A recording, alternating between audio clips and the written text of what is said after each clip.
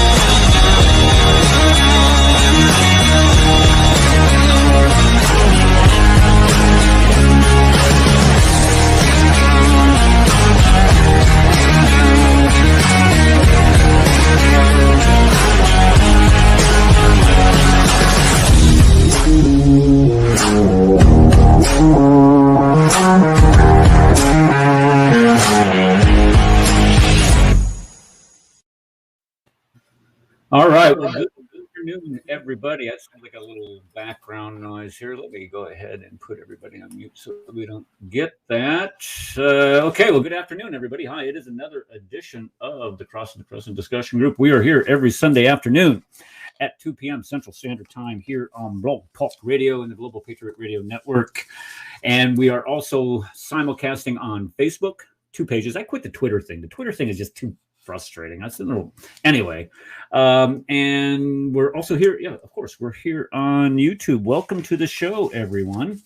See, the chat is already active, and look at there in chat. Look at this, guys. Look at this. I know exactly why he's here too. Mr. Claus. Mr. Claus is here because he's sitting on a beach in Cuba when the temperature here is like minus 50, and he's laughing at us. And we also have Miss Chloe Wake. Hold on, let me say something about Chloe. All right, Chloe. You haven't gone over to her YouTube channel. You need to skedaddle over there. Now listen to what this young lady does. She is a warrior for the national right to life folks. She went to Washington, D.C., if I'm not mistaken. She went to Washington, D.C. yesterday, braved the cold, and marched there.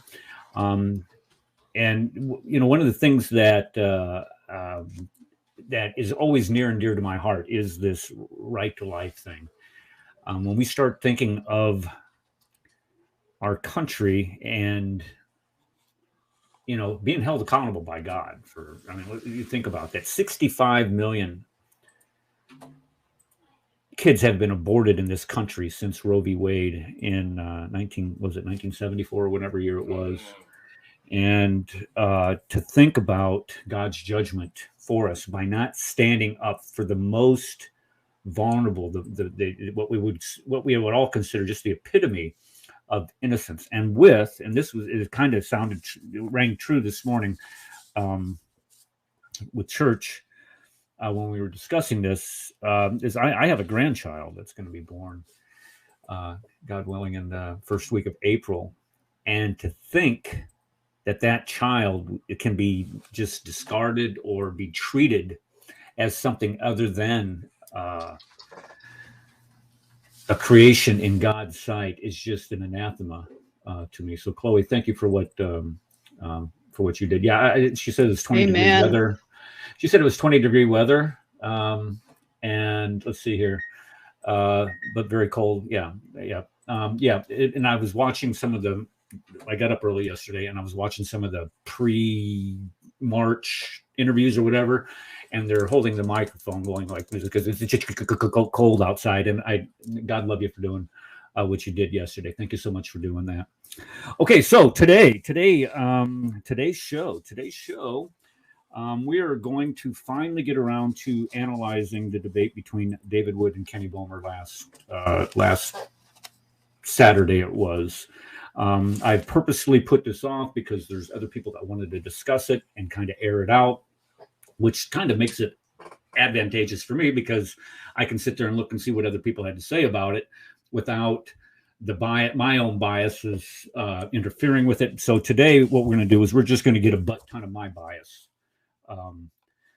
incorporated in this, and also with a couple other people here on the panel. We already got 9 people here on the panel. Golly, I love this. It fills up so quick.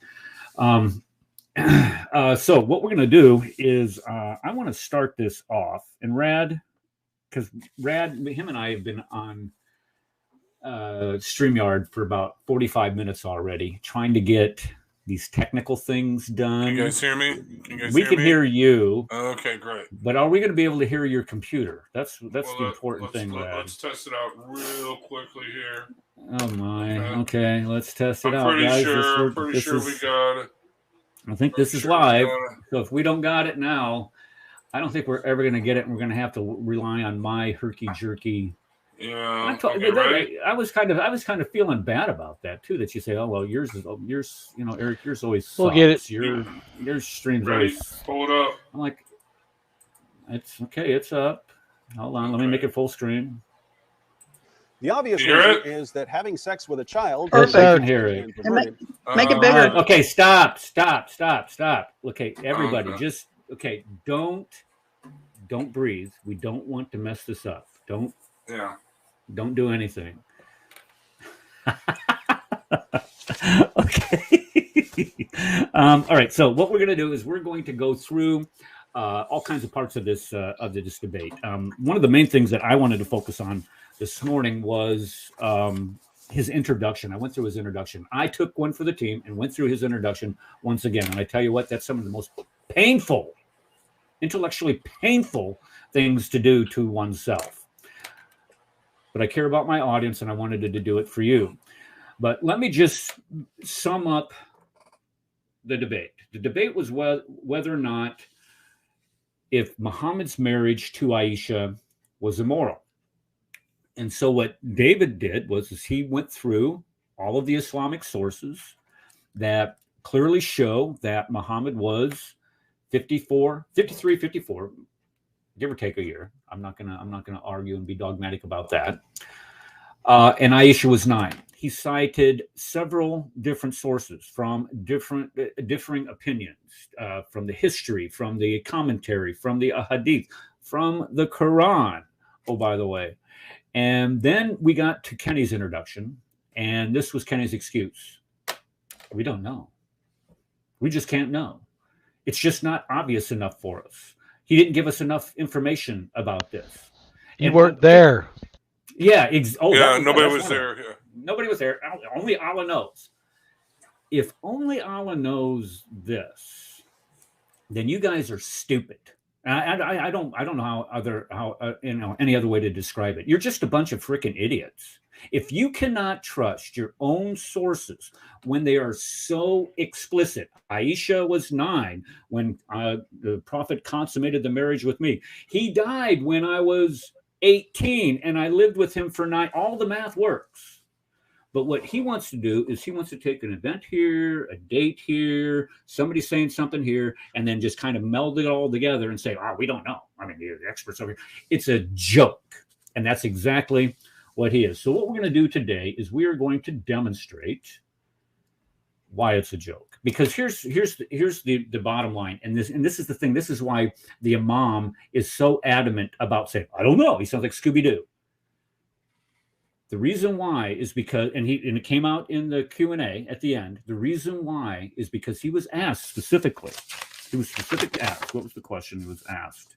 Oh, somebody just jumped in here. He was specifically asked, if this is true, would you say that Muhammad was wrong for doing it? Or would you say that it is immoral? If this is true.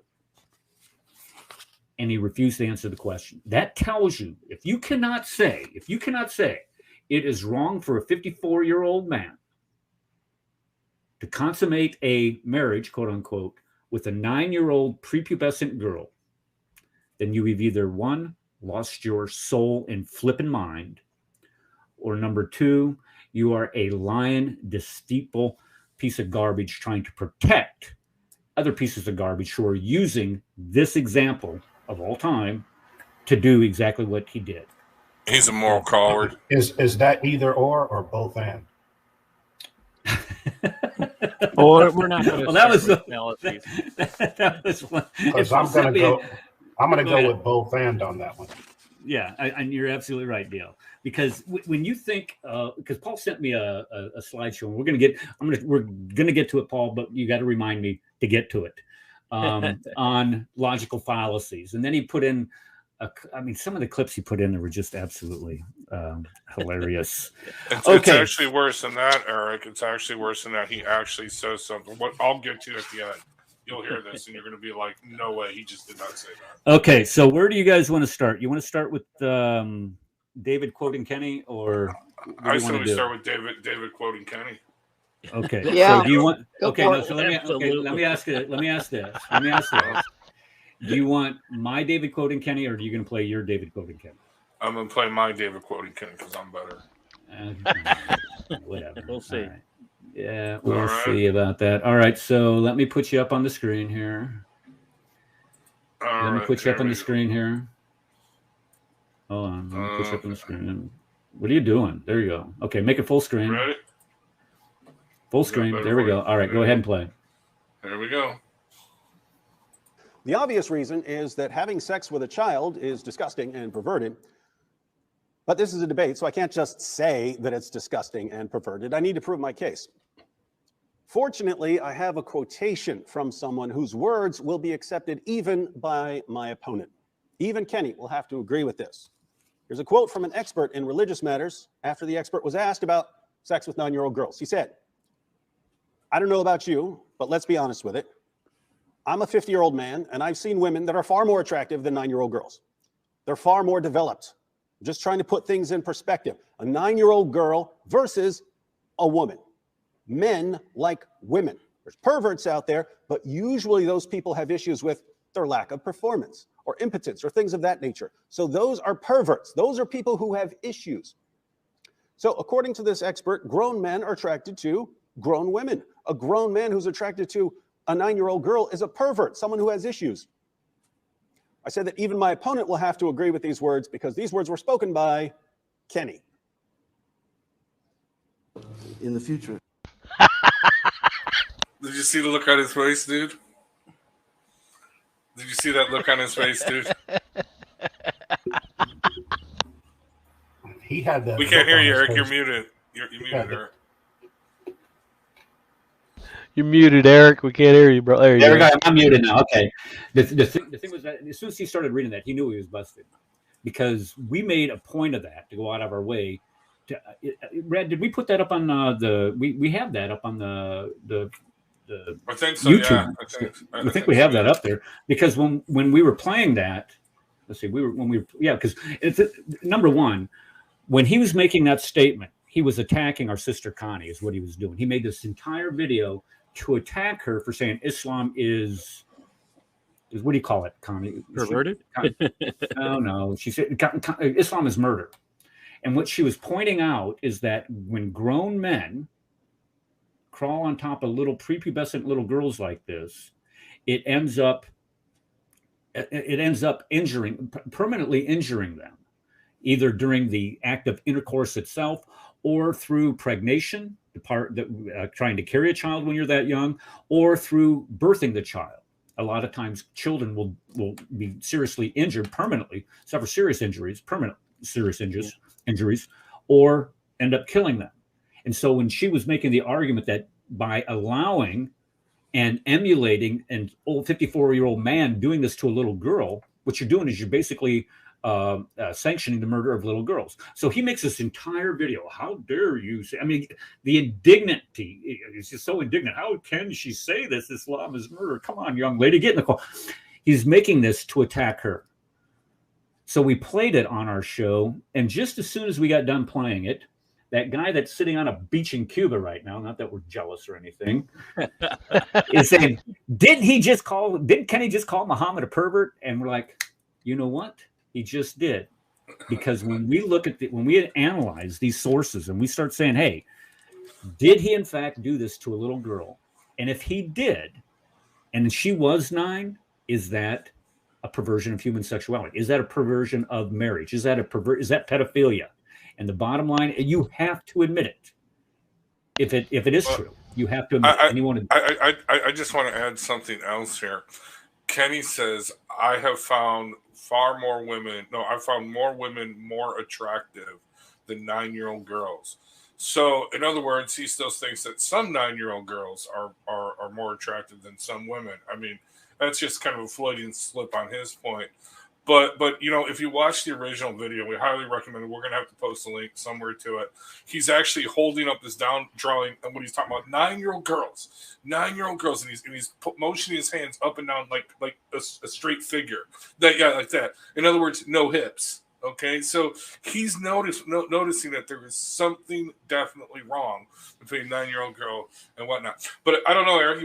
Let's get on with his rebuttal. I'm all ready to go. I mean, not his rebuttal, but his opening statement. Right, one thing that I'd like to mention before you go on with this, I don't know if you guys know about Kenny's past or whatever, but I went to his Facebook page a long while back, which you can't find all these now. His mother was Catholic. Did you know that? Who's this? Oh, I didn't know that. Facebook page? Kenny's Facebook page. Yeah, his mother had crosses. She had crosses all over her walls. Everywhere. Yeah, let me say something else.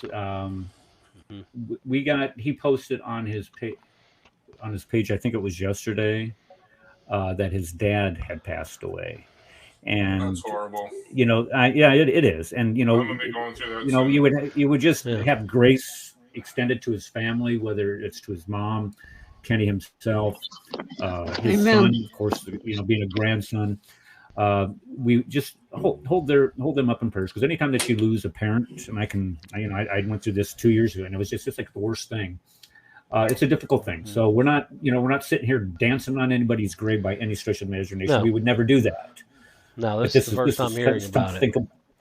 Yeah, That's horrible thing. Was that you, Connie, that posted that out there? Connie, no, that was Elizabeth. That was Elizabeth. It was Elizabeth. Okay, yeah, Elizabeth. Yeah, she Milan did that. Yeah, so hold them all in your prayers. So at the past, I will. My point being is that I do know for sure that his mother is a Bible believing, Jesus Christ loving Christian, for sure. And I know sure. Okay, could any of you? Let me just ask you this: could any of you try to imagine what type of, how that would hurt your heart if one of your children converted to Islam? Yeah, no such thing as reverts, but I can't imagine the pain she was going through. I can't imagine it. Yeah, I just, in knowing what we know, of course, here on this panel, that'd be very difficult. But for a parent to do that, and I'm not saying that Kenny just grew up. I don't. Okay, enough of Kenny's past. They always take stuff out of context, but let's just make sure that we understand here that it would be very difficult. Okay, let's go. I want to say something too that I thought was interesting. I'm sorry, I don't mean to interrupt. There's just a quick thing. It's this idea about reversion. Where does this even come from? Because it's not everybody. According to Islam, everybody is born a Muslim. Everybody is born in obedience to God. The Islamic tradition is a thing called a fitrah. A fitra means, I know this stuff. I know what the argument is, but it's not. Okay. That's not an Islamic argument. It's some popular pop culture argument. The Islamic argument is that humans have a fitra. That means you have an innate disposition to good. It does not mean you are a Muslim. So where are people? It's a conflation, and it's like there's a lot of these kind of made up things within Muslim culture that have not even anything to do with the sources. It's not even a literary thing. They're making up Islam as they go. That's a revisionist history. It's the insecurity of Islam. Yes, exactly. Mm-hmm. Okay, so I just got to mention too that these videos, okay, Kenny, were not taken from your website or your YouTube channel. we are actually taking from David Wood's YouTube channel, in which we have explicit permission from him to copy any of his videos, chop them up, share them up, spread them around, whatever. This is specifically taken from his website, not yours, so don't do the bogus copyright claim. Sorry, you will fail. Okay, so let's continue on. This is going to be Kenny and a Catholic, and a Catholic is a Christian, okay? No. A Catholic is a Christian. Absolutely, they are a Christian. Yes, they are. Yes, sir. There are brothers and sisters in Christ. Yep. Okay. That's nice. All right. I just wanted to put that back. Somebody is listening, and okay, whatever. Okay. Share screen. All right, we ready? Okay. Yeah, we're ready to go. So before we get started, what I want to do, I would like to gift David Wood with a copy of a book titled American Child Bride, A History of Minors and Marriage in the United States, as well as give him a copy of my book, Consider Islam. I'll have to get that's an author copy, but I'll get that for you here shortly. Sheikh Uthman Ibn Farouk, he said that you had a reading assignment and some homework to do, so maybe you can add that to your... Stop it just for a second. Let me point something out there. Just stop it real quick. And so let's get started with Red. Stop, Red. Can you stop it? Stop it, Red. As we get started, real quick? the audience, viewers, I stopped it, to dude. approach what I have to say is if you walk into a... Oh, I stopped it. I was watching two different channels. Okay. All right, go ahead. Okay. He said. Okay. Now notice this is where you have a freshman doctoral student, Imam Bomer. He's a doctoral student, but he doesn't even get what that means, dude. Dude, that joke went over his head. Come on, dude. He acknowledges that I'm a doctoral student. No, there's no such thing as a freshman doctoral student. You got to explain the joke. You got to explain the joke. Okay, I'm just okay. Yeah, because he said that I'm a doctoral student, but he still hasn't had 30 semester hours of college. But with that said, he's telling a professor, somebody's got a PhD, that he has a homework assignment. That's just pathetic. And this is the hubris of this guy. I'm giving you a home, and this is one of the comments that he made in the debate. I'm giving you this homework. Look, I got something for your homework, buddy. All right, David Wood has a PhD in philosophy and logic. Okay, seriously. Specifically, his dissertation was on the problem of evil. And this guy, I mean, seriously. But anyway, let's continue. All right, let's go back up. Sorry, somebody's got something. Bye. Well, I was just going to say, and on top of that, he's not a real Muslim because real Muslims have the mark of the beast on their forehead. Yeah, you laugh about that, but it's true. I know. No, you're right. He's a pious Muslim. Somebody was telling me, okay, I think John Isaac. Is John still here? John was here earlier. Yes, he's here. Oh, there you are. Okay, John, were you the one that was telling me that's not from that's actually from bacteria? Was that you? No, they say Muslims say that when they pray and put their forehead on the ground, it makes a mark. But actually, I see the mark only with men. I don't see it with women. Does this mean women don't pray? No, they pray, but there is no mark for women. Actually, in Egypt, we got many people from Salafist and Muslim Brotherhood. They make him like a priest.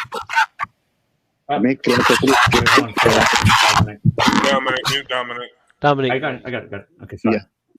They put some metal in the fire, then it's heated, and they touch their forehead to make this mark, because in the Egyptian society, this mark means that these people are religious people and they are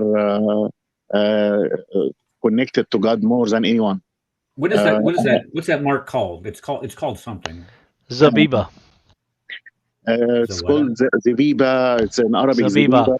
Yeah, it's like looks like the grape when it's empty of water, gives the same look. And then you want to if you want to look for the mark, if you want to look for the sign in the right hand, because a lot of people think that word also means mark in the right hand. That same word can also mean sign. That's a Muslim holding up his index finger in the right hand. So there you go. Well, they match. Either way, Kenny don't have one because he's although he says he's been a Muslim for 30 years, he doesn't got the fungus. Yeah, he's not a real Muslim. Is my point. Well, I was just thinking that somebody had told me. Or he prays like a girl. Well, it was okay. No, it's a fungus. It's a fungus. That's what somebody. You can make it in 5 minutes. If you'd like to make it, you can make it in 5 minutes. In Egypt, as I said, give any like hot thing or hot metal and put in the forehead, it will make a mark. Get one of those, like a curling iron. You can do it. Daniel, Dominic. All right. There we go. I'm gonna mute him there. Dominic, your mic was a little hot there. I've seen these people up close and personal. I've seen these marks on their foreheads now. Believe it or not, they're big Chick-fil-A fans. I've seen a lot of Muslims come into Chick-fil-A. So. Okay. Well, we're 26 minutes in, and we've only played 1 minute of this debate. All right, let's go. Come on, what are you guys waiting for? And we can talk about the fungus later. Okay, here we go. Right. Here we go. Let me rewind it here. Oh, no. No, don't rewind it. Viewers, to approach what I have to say is if you've walked into a courtroom of logic and reason. I ask you to clear your minds, think for yourselves, and to consider that you have to know more about the accuser than the one being accused if you're willing to open yourself up and listen. David Wood is misleading people on this topic by engaging in what's called presentism and ethnocentrism, and by attempting to misalign facts. He's only giving presentism. Okay, presentism, really? Okay, yeah. Now listen to okay. Presentism. Go ahead. Presentism is the practice of judging past events or past practices, cultural practices, using the present culturally accepted norms. So what he's trying to do is he's trying to say, you Islamophobes, you are judging what Muhammad did by what we currently feel would be pedophilia, perversion, rape, or things of that nature. No. You don't understand. You have to go back to 7th century Arab culture and judge it by that. But yet, right.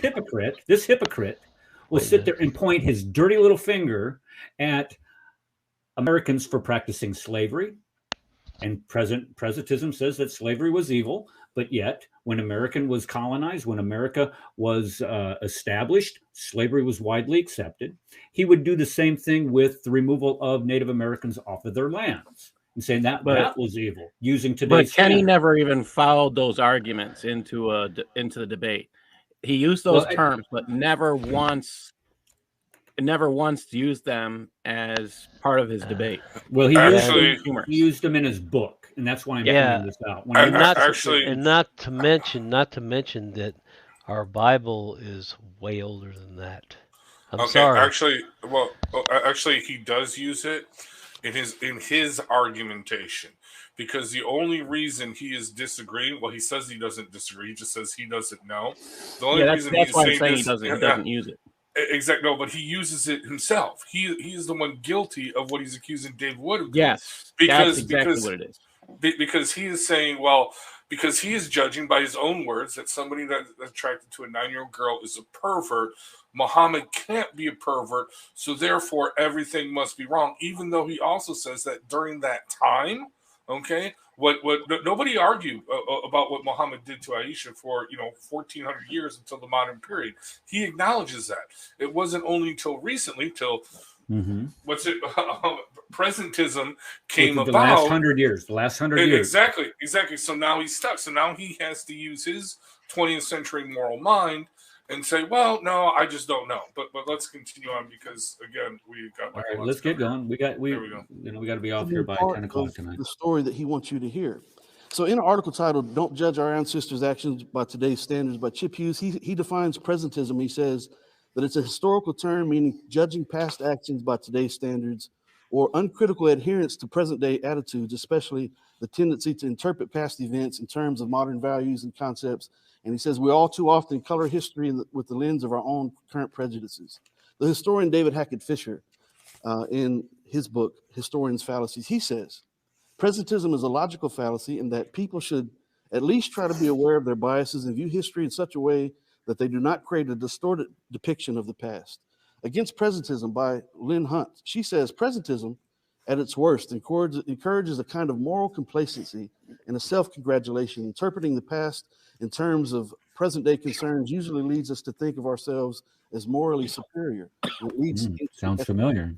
Which is a belief that that one's own culture is superior to others by judging the attributes of another culture, often in disparaging terms. She says that the term, was invented in 1906, by sociologist William Sumner, who conceptualized it as a means of promoting solidarity within the so-called in-group by antagonizing the so-called out-group. And we certainly know, as we can hear today, David Wood is certainly guilty of antagonizing Muslims.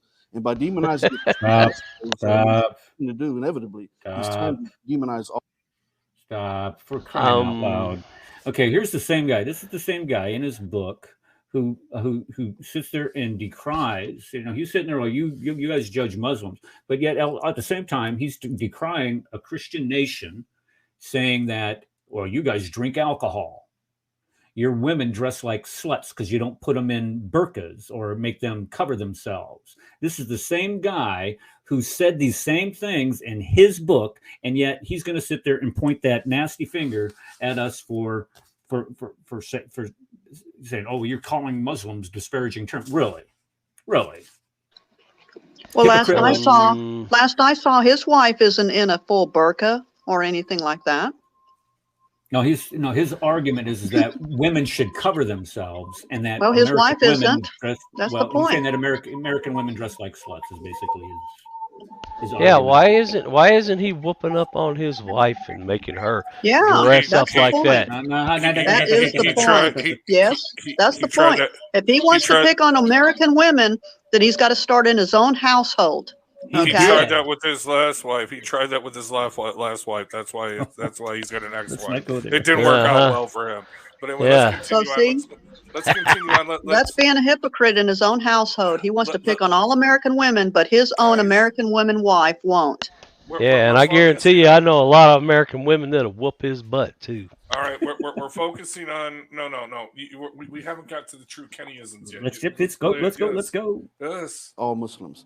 So what accusation is being made? Obviously, you've heard it. He's accusing the prophet of being a pedophile. Astaghfirullah, that's far from the truth. So during this debate, I will not be attempting to prove or disprove any hadith about Aisha's age, or I'm not trying to prove or disprove any scholar. This debate is not about the reliability of hadith, and I do not necessarily agree nor disagree with any Muslim or scholar that I mentioned. My point is I gotta pause it. Then what are you arguing, dipstick? Okay, right? Seriously. Then don't use hadith or Quran. Well, let's continue. But no, I just had to point it out. What are you arguing then, dipstick? What's your evidence? But let's continue on. I mean, there are different theories about the age of Aisha when the marriage is consummated, and so because there's disagreement, there's therefore reason for doubt Aisha's age. However, what these Muslim and non-Muslim scholars do agree about is that there was absolutely no wrongdoing on the part of Muhammad sallallahu alaihi wasallam. So let's again. I'm not here to debate. So you hear that? There was no wrongdoing on Where the part does it of say Muhammad. that? Where does it say that? They don't condemn him at all. It was just no big deal. No, and I agree with Kenny. I agree up until about 100 years ago. Okay, and this is the thing. He's not getting. He is now using his idea. Okay, that it's wrong to go back and say, well, wait a second, but no, nobody said it was wrong. Do you see what I'm saying? Okay, all right. He's going from the position. Well, one that David Wood is judging. Okay, Muhammad by his current presuppositions. When in fact, in history, nobody argued that what Muhammad was doing was wrong. Okay, it was just accepted as the norm. But here, then we have Kenny to argue against that. Okay, saying, "Well, I just don't know," because he's using his modern presuppositions because he cannot defend what everybody said up until the recent modern time was not wrong. Do you see what I'm saying? Okay, what happened to people who criticized Muhammad at that time? Well, they were killed, but yeah. But no, I would have to agree. People did criticize them, but they were killed. But everybody just accepted this. This is perfect normal behavior for pagan Arabs. Seriously, pagan Arabs buried their own children. Okay, buried their own daughters. So what's the point here? Islamic tradition, they did. Right. Well, then don't give them the argument. Don't argue against that. Okay, if they want to accept that, don't argue against that. Fine. So you're saying burying your daughters, okay? Pagan Arabs burying their daughters is wrong, but also pagan Arabs marrying 9-year-old daughters is bad. No. Let them have that. Let them have that. That's fine. Okay. The point being is this. He is using his modern thing that says in his body, in his being, that this is wrong today, and he can't argue it. But then he admits that it was wrong. It was okay up until the recent time, but now he's arguing against that. And his only argument is, I don't know how old she was, even though nobody had a problem with him and a 9-year-old daughter, 9-year-old wife. Do you see what I'm saying?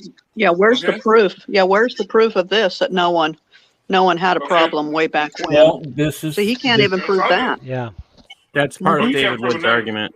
Yeah, you can't prove a negative, but that's beside the thing. That's what I was going to point out. That's like saying that. Yeah, exactly. That's what it is. It is an argument from silence. If there's nothing there, then perhaps it was tacit approval. Because what did he say? Silence is consent. That's somewhere in there? But it may well be tacit approval. But think about this. Even if it is a tacit approval by those who lived around him, and he is to be the example for people to follow, his life is supposed to be the example to follow for all time. What do you do with somebody like that? Could you imagine saying that it's okay? Here's what, exactly. And here's where he comes in and he says this throughout the entire debate.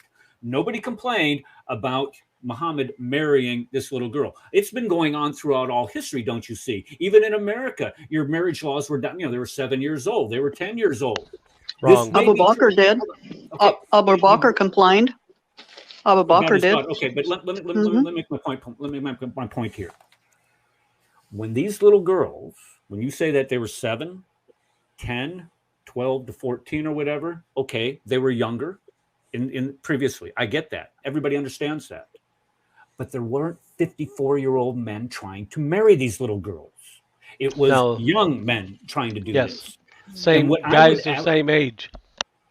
Right. They're saying there wasn't some old 54-year-old perv trying to get his rocks off on a prepubescent little girl is the main point. And he misses that intentionally, I would say. Misses that completely. Intentionally. He knows. He knows.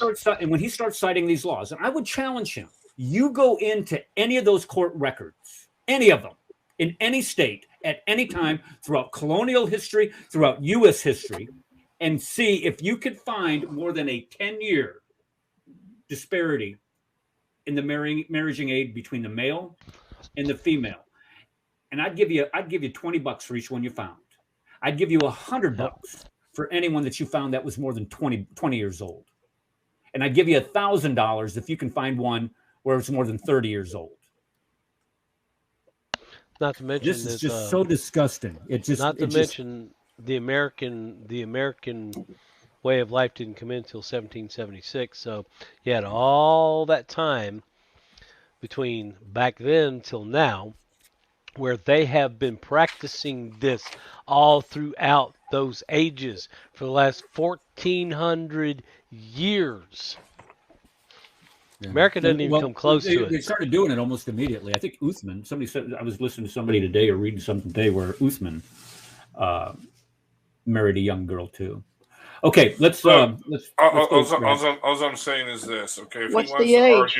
If he wants to argue, okay, that pagan Arabs or Muslims up until about 1,300 years ago had no problem with men marrying little girls, okay?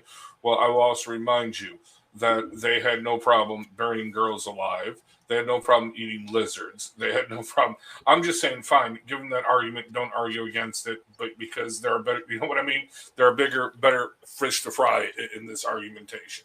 But let's continue on here. Exactly. hadith and what this scholar said versus that scholar. That's not what we're looking at. I'm arguing to establish reasonable doubt in this modern day. So why? Reasonable doubt, yeah, exactly. Modern day, in this modern day. Exactly. Why That's would you the want to key establish, word. right? Why would you want to establish Islam. reasonable doubt in your own hadith? Why would you want to do that? All right, let's continue. That's stupid. In this modern day, he didn't want to do it in that time. Of being a pedophile by looking through a very narrow-minded and bigoted modern day lens while accusing the Prophet ﷺ of something that he'll never be able to prove him guilty of. So let's throw out the notice he just called David Wood a bigot idea and all the bathwater and all that nonsense, and let's in modern times, courts do not convict people based on hearsay. Hearsay automatically brings about reasonable doubt in the minds of honest and reasonable people. And in modern times, people are considered innocent until proven guilty. If people in modern times are going to accuse the prophet, peace be upon him, of immorality regarding the marriage, when in fact no one of his time made such accusations, I repeat, no one of his time made such accusations. It's hard as this is my point. You see this? No one of his time. No one of his time made that accusation. Well, yeah, people of his time were burying their little daughters. Okay. Also, not only that, but they were eating lizards. Okay, they were robbing, raping, pillaging. So what? I want to ask this question, Kenny. In modern times, okay, so are we trying to make modern times look like Muhammad's time? Is that what you're doing? Exactly. What are you trying to do here, bro? He's using, what's that word we learned today? Presentism. Yeah. So this is what I would call another logical fallacy.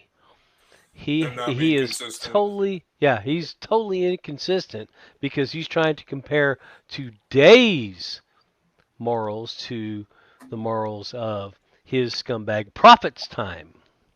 Which is a red herring. We'll get to that later. But he's also whitewashing the early scholars. So he's whitewashing any early scholars, which means that he's completely debunking any argument that he can produce. So let's get to that. Let me just come in here real quick. Dominic, you got to meet Yeah. Okay. Yeah. Dominic, I want you to come up and I want you to contribute whenever you feel you need to, and that's great. But just as soon as you get done, we're getting awful feedback from your mic. Okay. Notice he says there's no wrongdoing. This wasn't considered wrongdoing at the time. Now, if you're going to say that there's no wrongdoing at the time, that would mean that people at that time believed that it was okay for 54-year-old men to marry and consummate these marriage of 9-year-old girls. If that was okay then, and this is the pattern of contact, why is this not okay now? What's the difference today? Exactly. Yeah, if it's Allah. It's Allah's words. There is no difference. Yeah, okay. There is no difference. Let me just deal with this here in the chat here.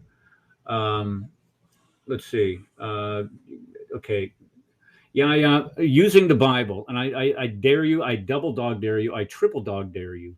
Go in and find me the age of Mary. I want you to go into the Bible and show me where the Bible gives the age of Rebecca or any other self-equivocating verses that you want to try to use here. I triple dog dare you to do that. Instead of making these claims that the Bible says if the Bible says that, then you can go in there and you can cite the passage, the chapter and the verse. Oh, all right. We also, in his Bible verses. Also, I would like to see where a 3-year-old little girl can carry a pail of water. Can you show that to me? Not only in your Quran, show it to us in the Bible where a 3-year-old can carry a full pail of water drawn from the well. Please. Yeah. Come on, yeah. You got to do better than that, bro. Really? Let's continue. Share the screen. Okay, no, hold on. No wonder why Hatun smacks you around all day long. This is why it's so. This is the level of desperation they get, and they can't. They don't. Never mind. All right. I'm sorry, Rad. Let's go back to what you were saying. My bad. They didn't accuse him of that. Then let's be fair and consistent. In modern times, people are not found guilty in a court of law unless the evidence is proved beyond a reasonable doubt, which is defined as the traditional standard of proof that must be exceeded to secure a guilty verdict in a criminal case of law. So this phrase, beyond a reasonable doubt, means that the evidence presented and the arguments put forward by the prosecution establish the defendant's guilt so clearly that it must be accepted as fact by any rational person. Of course, it's hard to which David does. With, can I do that real quick? It'll probably take me 5 minutes. It'll take me 5 minutes. Can I do that real quick? Sure. Yeah, go ahead. Yeah, let me just go ahead and do that.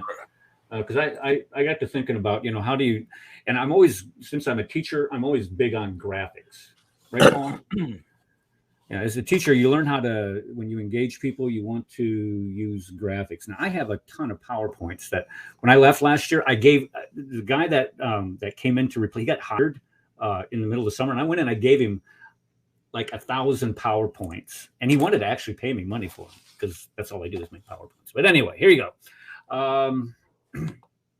Let's how do I make that full screen? Okay, here we go. He wants Islamic sources. Okay, let's start with Sahih Bukhari. Sahih Bukhari says that she was 9 years old. That's one source right there. Sahih Bukhari says it again, that she was 9 years old, and that he consummated. Aisha said that he consummated. You want the eyewitness? This was the eyewitness he was asking for. Aisha said right here in Sahih Bukhari that she was 9 years old when he consummated this marriage, and she stayed with him for 9 years until he died. So that would make him, if she was 9 years old when he consummated the marriage, and she stayed with him until he died, which was 9 years later, that would make her 18 years old. Oh, gee whiz. Are there hadith out there that say that she was 18 when he died? You bet. Are there any hadith out there that say she was anything other than 18 years old? No. Here we have one that says that she used to play with dolls. Well, it goes on to comment that kids that played with dolls were prepubescent because it deals with images and the Islamic admonition against using images or having anything to deal with images, which would include dolls. So she was prepubescent. This is how we know she had not reached the age of puberty yet. Sahih Muslim says that she was 9 years old. Who was this reported by? This was reported by Aisha. Here's Sahih Muslim said that she was 9 when she was taken into the house. Her dolls were with her. And by the way, look at here. It says that, amazing enough, she was 18 years old when she died. 9 plus 9 equals, it doesn't equal 27, gunfighter. 9 years old, had intercourse. Sunan Abu Dawud, we're on our third source already. Said that she was 9 years old when he had intercourse with me. Sunan Anasa says, I was 9 when he consummated the marriage with me. This source number 4. Sunan Anasai again. I was 9, and I stayed with him for 9 years. I see a pattern of conduct here. The pattern here, it's all developing. I was 9, married me when I was 9. And I see says the same thing. And I was 18 years old when he died. Look at that.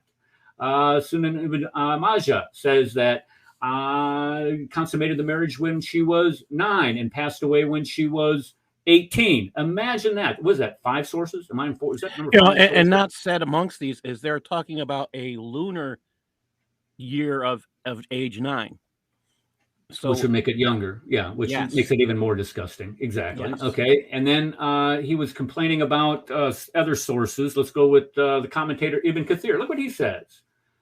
Married her when she was 6 and consummated at the age of 9. Look what he says. There is no dispute among anyone on this matter, except for who? Kenny. And then this is another one that he quotes, Ascalani. He says, this was where he was the president of the promise. My girlfriend's also you and Allah's messenger. You said in my dwelling. I used to hide, but okay. The playing with dolls and similar images is forbidden.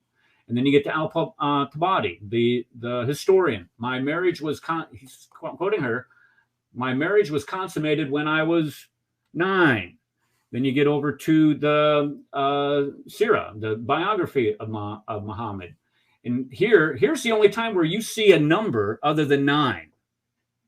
She might have been 10. It says 9, but she might have been 10. Then you get over here in the Quran and you find the reason why you have all of this garbage going on here is because the Allah of the God of the universe, look what the God of the universe says.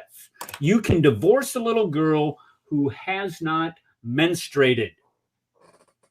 And some of this is the Sahih International. You get over to some of the other ones, it says has not menstruated yet, meaning that they have not menstruated at all. So the bottom line is,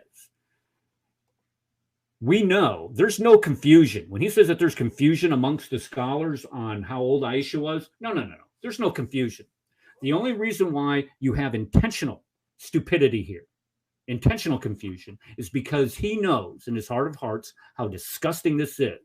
And if this guy is supposed to be the pattern of conduct for all time, everybody else can do it.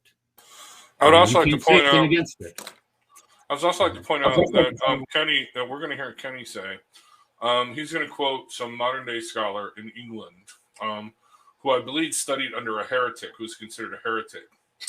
But I'll have to do further research on that. But he says that all these people, what's the name, Ibn Kathir, Ashkelani, and the other ones you quoted, all agree with his position, but he doesn't quote them. Okay, right. That's what he never does that. If you notice, when he starts quoting all these authors and sources, he never gives the methodology or the criteria from which they derive their dates from. Yeah, never even quotes them. But now here's another thing I want to point out. Eric, where did you get those sources from? Did you get them from Islamophobic sources, or were those from Islamic sources? They come from the Sunnah.com. Yeah. Exactly. Evidently, according to Kenny, that's the number one Islamophobic site there is.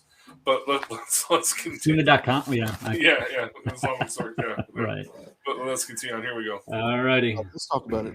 David Wood isn't telling you that Aisha was very happily married to the Prophet, peace be upon him. And she was highly jealous of other wives. Now think about that. She was highly jealous of other wives. Does that sound like someone who's been abused? She never spoke about any abuse or unhappiness. Yes, it does. Yeah, it does. The Prophet adamantly. Yes. The day that he died with his head in her lap. David Wood might find that to be some sexually arousing. I don't know, but he died with his head. Stop. She was a very well educated scholar of Islam, and who could have easily spoken about abuse if in fact there was any. If in fact there was any, she was a strong, triumphant Muslim woman who had the capacity of character and the means to lash out at anyone who might have abused her. She had ample opportunity after the Prophet died, peace be upon him. But David Wood wants you to envision her as a defenseless little child. Okay, well, she grew and she was a woman that could have spoken up if she had been abused. We don't hear about that. David Wood is attempting to totally negate and dismiss various opinions by modern and contemporary scholars and historians on this issue, as if their opinions are somehow less valid than those who hold the traditional view. This idiot is not telling anyone that none of Muhammad's wives were allowed to remarry. So when you're 18 and you're not allowed to remarry, exactly. So he's saying, she could have stood up and said something. No, she couldn't. She was dependent on them. Exactly. It's just deceitful all the way through. You notice that he tries to take a dig at David. He goes, I know David wants to use this as some type of perversion, that he was laying in her lap when he died. No, nobody has ever made that. Have you guys ever heard of a Christian making that type of accusation as some type of perverted thing? No. That you're holding your husband as he's our dying? Our mind is not in the gutter. Exactly. That's the point I was making, Connie. Very good. Thank you for nailing that on the head. Because we don't think that way. Just because you might. The reason why you do it is because it's clouded by this perversion. Go ahead. Well, okay. So here's the thing. I rewind a little bit because I wanted you to hear something that he says. But here's one thing I want to point out. If this is all you know, he's actually making the argument for pedophilia. He's actually making the arguments, okay, that these promoters of pedophilia make, okay? They say the only reason that these victims of pedophilia complain is because we're telling them that it's wrong. In other words, if you allow the child to grow up in a pedophilia thing and you tell them that it is perfectly okay, they'll accept it as perfectly okay. So this is all she knows, and this is all her world that she knows. And everyone around her is saying it's okay. How would she know that it wasn't okay? You see what I'm saying? Okay, there's no point of reference for her. But bottom line is this, okay? Even if it was okay in that time, Muhammad is the perfect example of mankind. So whatever was okay for him at that time, whatever it was okay for him to do at that time, is now okay for Muslims all over the world at any time to do. And that's the thing he's kind of missing. But let's listen to what he says here, because I actually missed it the first time I heard it. And I just heard it now. But let's listen to this. Okay, here we go. She was a woman that could have spoken up if she had been abused. We don't hear about that. David Wood is attempting to totally negate and dismiss various opinions by modern and contemporary scholars and historians on this issue, as if their modern scholars here. Opinions. Opinions. Should hold the traditional view. David Wood wants to, but this is what it boils down. David Wood wants to decide the debate for the Muslims themselves by picking the side that best fits, yes, indeed, his Islamophobic agenda. And, what's his intent? Can you stop it real quick? Demonize all his Islamophobic agenda. Right. Yeah. So Kenny's not biased. Right. Yeah, exactly. No, he says that over and over again. I'm not biased. Guys, okay. So one thing I'd like to interject here. God did write his law on our hearts. Anybody remember that? Yes, sir. Go for it. Okay. So because that he wrote his law on our hearts, then we know for sure that these people are going against what God wrote on our hearts. Romans 2:12-16. Okay. So there again, Kenny just proved to us that he's nowhere near God, nowhere close to God, and he has proven that he is ignoring the law that God has written on our hearts. Thank you very much. Yes. Amen. Right, notice how he's pointed out. Okay, okay. Just let me point this out. He says that there's an Islamophobic agenda here. Telling the truth and engaging in a debate like this is now Islamophobic. Yep. To sit there and cite your own sources, right? Is Islamophobic. That right there. So when he writes the book called "You Might Be an Islamophobe If You Actually Read a Book," really? Okay. I think it's that's the standard, buddy. We got it. So using the word imaginary. Using the word Islamophobic is supposed to automatically shut us down? No. That's when we stoke the fire, people. That's when we know we've gotten to them, and they are now acknowledging that there's a problem, and we've got to snuff this out, or Islam is doomed, which it is, by the way. Okay. Paul was going to say something. Paul, what were we going to say? I was saying one of his sources was imaginary. I think that's one of the biggest problems here. I mean, this entire court case he presents, it's in a court of an imaginary court. All the sources. Yeah, all of these are imaginary things. When you make up things, I mean, you just destroy your whole argument. But I cover that. You'll see a video a little later for that. All right. Here we go. Let's go. Peace be upon him. David Wood is inevitably attacking the character of all Muslims, and I'm not going to sit by and allow it. I'm not going to put up with it. So we're. Can you hold there for a second? Can you hold there? Kenny is now calling all Muslims to attack David Wood. Okay, if you hadn't noticed that. Yes. He is. Yeah. He's asking all Muslims to attack David Wood. Well, we all know okay. That. He says all Muslims.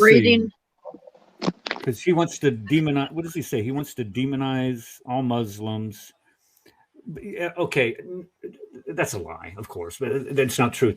No. What I think what we're trying to do is we're trying to demonize this practice, a practice that you yourself will not condemn when you were asked repeatedly in the Q&A at the end of this debate. Would you consider it wrong if this, in fact, did happen?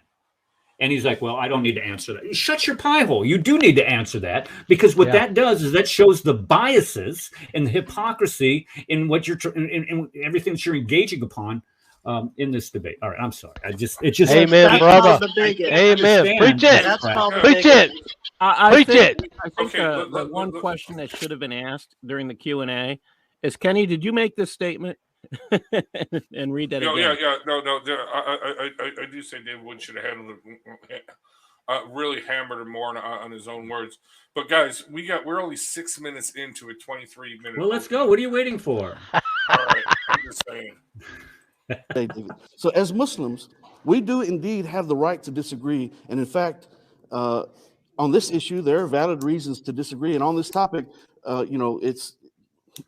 there's disagreement amongst Muslims. So Allah gives guidance in the Quran about coming to common terms when there's disagreement amongst people, and that Allah himself will eventually inform people about that which they used to differ on the Day of Judgment. The common terms amongst Muslims on this matter, as well as many decent, unbiased, non-Muslim scholars and historians, is that there was absolutely no wrongdoing committed on the part of the Prophet in regards to this marriage, peace be upon him. So that's what we should focus on, because that's where the wrongdoing agreement lies. David Wood, that's fine. Okay, no wrongdoing. Okay, then why are Kenny? No, so here's the thing, people.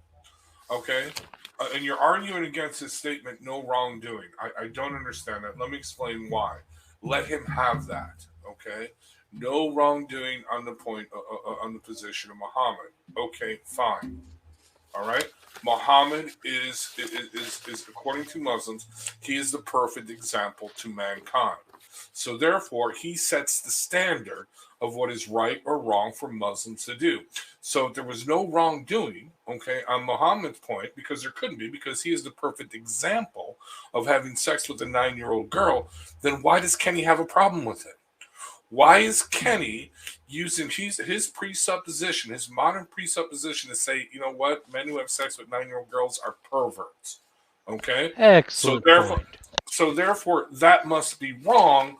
Therefore, ergo, I must ignore all early Islamic sources that say that she was 9 and come up with some dude in the UK who's a modern Muslim who I believe studied under a heretic and say, no, she was really older, and then fabricate and make up these sources which we have just proven.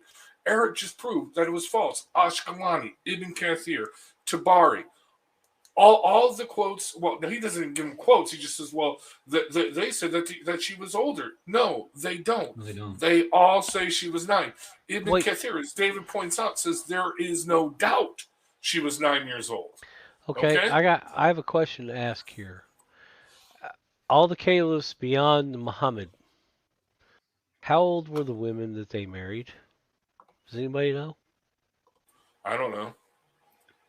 This is something we need to look into, don't you think? Oh, that'd be interesting. Yeah, this is right. Yeah. But write it down, Eric. That would be a homework assignment. You know what? Like I said, we're 7 minutes into this 23-minute opening. Why don't we skip over this, okay? And why don't we just go to his rebuttal? Yeah, his opening, because his opening is really not really saying nothing, because really where it picks up is in the rebuttal and especially in the cross-examination. Okay, that's really gets good. Let's move forward. Well, I'm gonna fast forward. I'm gonna skip ahead, and we'll see if anything pops up. So let me skip ahead. Here we go. We don't, not maybe in your world of Islamophobes and the puppet show you put on, but not over here. So, for the Muslims, which side of this issue, Muslims debate is the correct one. You don't get that opportunity. It's not going to happen. Okay, not maybe in your world of Islamophobes and the puppet show you put on, but not over here. So yeah, let's just talk over this. While it is true that many Muslim scholars accept the tradition that Aisha was 9 years old when the marriage was consummated, others believe that she was older. Here we go. Strong arguments based on various hadiths. What are those arguments? What are those hadiths, Kenny? The disagreement amongst Muslims and this ongoing debate proves Aisha's age cannot be confirmed either way. No crime can be proven without facts, and people, honest people, sincere people, unbiased people consider all the facts. And speculation and theories and based on opinions, traditions, facts. Emotions, conjecture, none of that does anything but generate reasonable doubt in the minds of reasonable people. Reasonable doubt to doubt Islam. I mean, seriously. Right. Excuse me. What it boils down to is no one knows for sure. No Muslim truly knows what her age was. No non-Muslim Aisha does. Let's face exactly. And I cited the hadith. Thank you. No Muslim knows. No Muslim knows, really? Not including Muhammad? Hear what he's saying? No one was there. No one was there. They have no reason was to. There. You know, they're not Muslims, obviously. So they state the age of Aisha at marriage is an extremely contentious one. It is now. The age of Aisha at marriage is. No, I'm gonna pause it. Wait. No, he just said it wasn't contentious until just recently. Now he's saying it's contentious. Why is it contentious? Okay, here's the reason why it's the crumbling of the Ottoman Empire. The Ottoman Empire provided all that cover for all those countries where Islam was practiced. And now when the Ottoman Empire crumbles, and now you have the integration, or not the integration, but you have where these societies start coming more and more contact with one another. And the Western society starts coming into the contact, or coming into this knowledge that Muhammad was 54, according to the Hadith, and she was 9. And this is generally accepted throughout the Islamic world up to this point. Now this is where it becomes problematic. Now it starts becoming embarrassing for these people, and they have to come up with a way to provide a rescuing device. And the rescuing device, according to Kenny, he looks Scooby-Doo. Doesn't know. I don't know. Here we go. Let's continue on. Extremely contentious one. Contentious amongst whom? Muslims. The Muslims debate about it. On the other hand, they say there are several hadiths which state that were narrated by Aisha herself, which claimed that she was 6 or 7 years old, rather, when engaged, and 9 when the marriage was consummated. But they state, on the other hand, there's evidence from early Muslim chroniclers like Ibn Ishaq that indicates, and others, they say. I cited Ibn Ishaq, by the way. Let's read what Ibn Ishaq has to say. Go ahead, Eric. Okay, what does Ibn Ishaq have to say? Okay, Ibn Ishaq. Hold on, give me a second here. No, I pulled up the wrong one. Sorry, you caught me flat-footed here. Here we go. I got the right one here. And Ibn Ishaq. Here we go. Now I got to put mine up here at the stream. Ibn Ishaq. Where'd it go? There it is. Ibn Ishaq says he married Aisha in Mecca when she was a child of 7 and lived with her in Medina when she was 9. Or see, this is the thing. This is the only source that he goes to. Ibn Ishaq, listen to him. Ibn Ishaq says she was 10. She wasn't 9. Well, it 9 says or 9. 10. 9 or 10. Right. 9 or 10. So, which one is it, Kenny? That's still a baby girl. That's what he said. It's in dispute. See, that's what it's not in dispute. See, that's the ugly thing about it. It's not. But that's not what he says about Ibn Ishaq. Let's rewind it. Listen carefully. No, let's go ahead and trash all the sources while we're at it. Chroniclers like Ibn Ishaq that indicates, and others, they say that Aisha may have been 12 to 14 years old. Liar. Does it say? Whoa, what a lie! Wow. What a lie! Yep. See what I'm saying? They're slowly trying to creep up the age. He just read what these Kenny. Let me break it down for you, Kenny. Just as you're doing this now, Kenny, Muslims lie. Muslims will lie, and you are too lazy, intellectually lazy, to have gone up and looked at. Dude, it didn't take us long to look up these sources. You're a Muslim. We were able to do it, and you're a Muslim. You just read what they said. Lied. Yeah, you just read what they said. Repeated the lie. And what does Kenny say? A lie is a lie, even if everyone believes it. Well, Kenny, you're believing that lie, but it's still a lie. Okay? Yeah, what is 2 Thessalonians 9 through 2 Thessalonians 2 through 9? See, I'm sorry. 2 Thessalonians 2 9 through 12 say? Anybody know? I don't know. I'm not going to look. About that God will give them a deception if they God will send them a strong delusion. Right. Yes. Strong delusion, that they should or not loving the truth. Yeah. Well, let's continue because it gets worse. Now he really starts to hate himself. Past the age of puberty, or perhaps even older, they say. Some Muslim scholars point to other traditions, they say, that conflict with those attributed to hadith narrated by Aisha on this matter. So let's look at some of these people. Here we go. Listen. So an article titled "Proof that Aisha was 15 years old when married to the Prophet, peace be upon him," published February 2019 by Dr. Ridwan. He says we're up to 15 now. The widely cited hadith states that Aisha was 9 years old when her marriage to the Prophet, peace be upon him, was consummated. This is contradicted by strong historical evidence. Reports of Aisha's age and works by such authorities as Nawawi, Asqalani, Ibn Kathir, all place her. I just quoted them. Pull it up again. Pull it up again, Eric. Pull it up you, Islamophobe. Pull it up again. Here we go. All right, hold on. Lie. Okay. You didn't even look up these sources, dude. Kenny, you didn't even look up these Ibn Kathir. There is no dispute among anyone on this matter. She was no dispute. Ibn Kathir. Age of 9. Age of 9. No dispute. Okay, did he quote Asqalani there? Yeah, he does. Well, no, he doesn't quote any of them. He just names him. Kenny, get out of my country, buddy.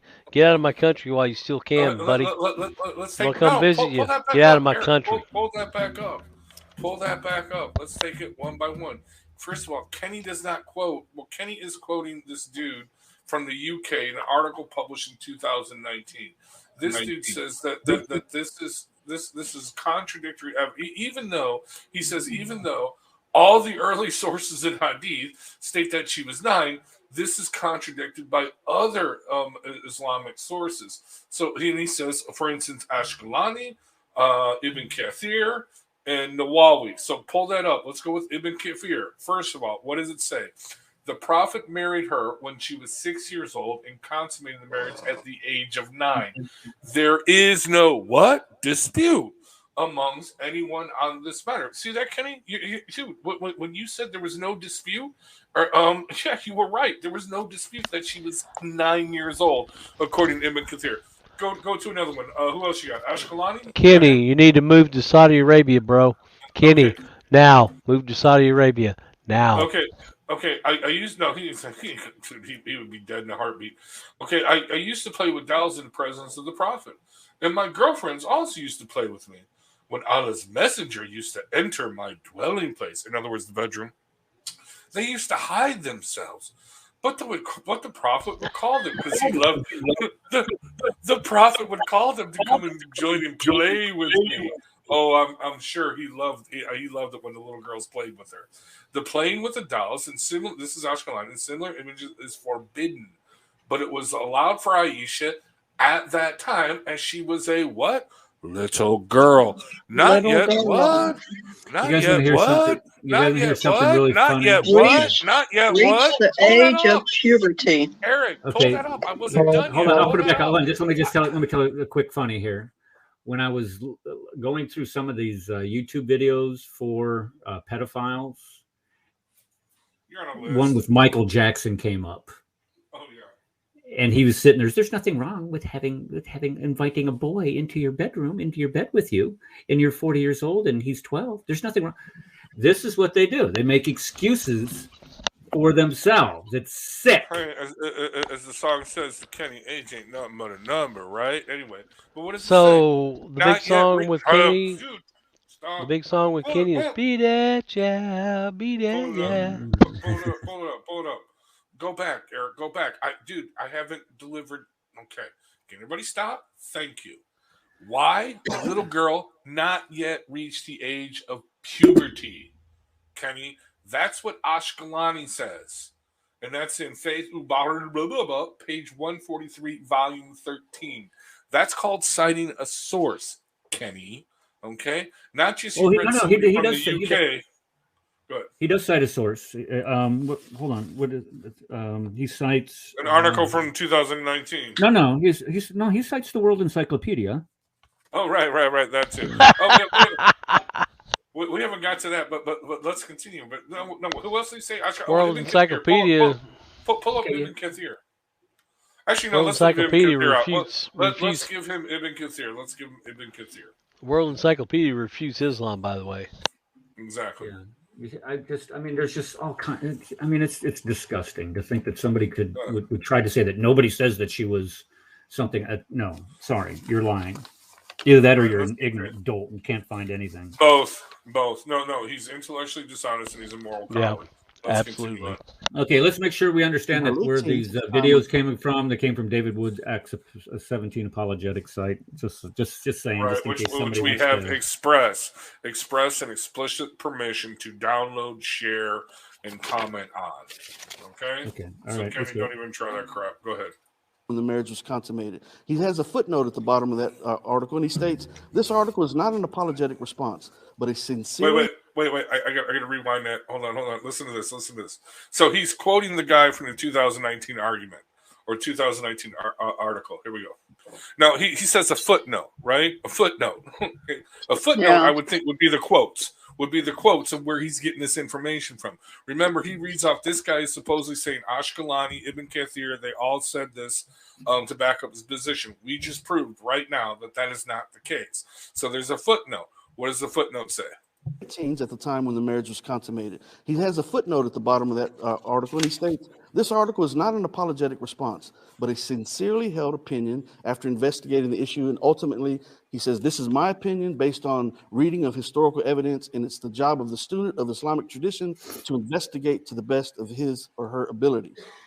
So it's his opinion, okay, based on reviewing the historical evidence. We just saw that this supposed scholar that Kenny is quoting from 2019 did not investigate very well, because if he would have, all the stuff that he was citing is patently false. And he says that it is the job of the student of Islam to investigate this to the best ability. Anybody here, did Kenny investigate this to the best of his ability? And that's, you know, a lot of us, when we start doing research and we go looking for information, a lot of times one of the first things that comes up when you go to look is Wikipedia, and we all know how, you know, Wikipedia is. But to be honest with you, when I go to Wikipedia, yep. I really won't. I'll just scan through what the Wikipedia says. I'll click on that source. That footnote. You always want to go down to that source and read what they have to say, not what somebody's opinion of what they had to say, but what they actually said. And a lot of times you'll find, especially when it comes to controversial things such as this, what is said in the article, the Wikipedia article, and what is said by the source are two entirely different things. Or again, cherry-picked. Guys, Wikipedia even has this big, huge page in it. It is broadcasted that says Wikipedia is not a reliable source of information. Exactly. Period. Just to comment on that, when I'm reading like Dr. Michael Brown, or whether I'm reading like translations of Tacitus or translations of Plato or things like that, I go to the, you know, I seriously look up the source that they put in the footnotes. Okay, because I want, you know, if something pops in my mind, I'm like, really? That's really what was said? Or where's he getting this from? You know what I mean? I go to that. That's what I do. But like you said, Eric, Wikipedia, I go to the footnotes. Okay, I go to the source. Okay, and I say, okay, well, let me find this source. You know what I mean? Let's make sure this happened. Kenny didn't even do that. Kenny did not even follow the advice of the scholar that he was quoting, who the scholar he made up mystery references, as David Wood says. But let's continue on, because we're running out of time here. Oh, a non-Muslim, Leslie Hazelton, in her books, The First Muslim and After the Prophet. I can give the page. I'm not interested with non-Muslims. She was 6 years old when she was engaged, and 9 when the marriage was consummated and celebrated. But more restrained reports have her age 9. More restrained reports. And 12 when she was actually reports, married, which makes sense, she says, since custom dictated that girls be married at puberty. Dr. Rezat Halimez in Fountain. Wait. No, wait. Okay. What was Leslie Horton there, Kenny? How did she know this? He says, and I quote, "Were you there, Kenny?" 16 or 18 when she married the Prophet in Medina. Okay, where are these sources? In the book, The Life of Aisha, Mother of Believers, page 8 says, she was most likely 10 when engaged. Most likely. Probably around 14 or 15 when consummated. But she wasn't there. Muhammad, there's 14 and 15. Jonathan Were Brown, you there, Kenny? 16 says that she was between 9 or 10 when consummated. Yeah, The Life of Muhammad by Haikal, a book that I've had since the death of Shahad almost 30 years ago. Kenny, get out of my country. Years old when the marriage was consummated. And in a recent article, Aisha was 19. Hey, Kenny, do you know what think I'm joking? The debates about morality. Last month, December 2021, he says, and I quote, as all biographers of the Prophet agree that he consummated his marriage with Aisha in the 2nd year after Hijrah, it can be conclusively said that she was 19 at the time and not 9 as alleged in the aforementioned hadith. And there are many other articles. Okay, can I address that real quick? Okay, let me put my slideshow back up here. Kenny, get out of my country, bud. Let me put this back up here, because she was 18. You know, the math that he is citing just does not line up, because it says that she was 9 and that she lived with him for another 9 years. And then when you start, let me see here, you go to 9 years old. And then when you come down here, she was still 9. This is 9. The other hadith by Bukhari says that she was with him for 9 years. So 9 plus 9 equals 18 years. And it says in several different hadith that she was 18 years old when he died. So if she is not married to him until she is 18 and she was with him for 9 years, how can she be 18 when he dies? I mean, it makes zero sense. When he starts making these applications, they're not consistent. And that's what's this saying here? The consistency of a shut your pie hole. You're not being consistent in your application here. He's being inconsistent in his inconsistency. But Eric, you're asking him to appear as if he has an education. He's a freshman. Stop. He's a doctoral student. Freshman. Okay, I'm sorry. I'm sorry. I get going. In fact, the reason I have these books on the table right here is because preparing for this debate, I've gone through all 10 of these books, and all 10 of these books have a different age. I'm going to repeat. These are Muslim books, some Muslim and non-Muslim scholars, and they all have her at a different age. Does a reasonable minded person where are they getting those draw information from? Thank you, Kenny. Stop. Just stop for just a second, Brad. Let me just say this. Notice how he is silent on their methodologies. If he was confident in the ages that they had said, what he would do is he would spend more of his time spelling out a timeline for everybody to follow. The fact of the matter is the timelines that are set up in all of these ages are ones that are from inconsistent hadith and different hadith. Well, Khadijah was 67 according to this when she died here. She was 67 over here. Aisha was 80 when she was over here. And then what he does, he knows darn good and well when you start doing that, you confuse people instead of looking at the explicit reading of the hadith that I provided here and what David provided in his argumentation. The number one none of your math works out. Yeah.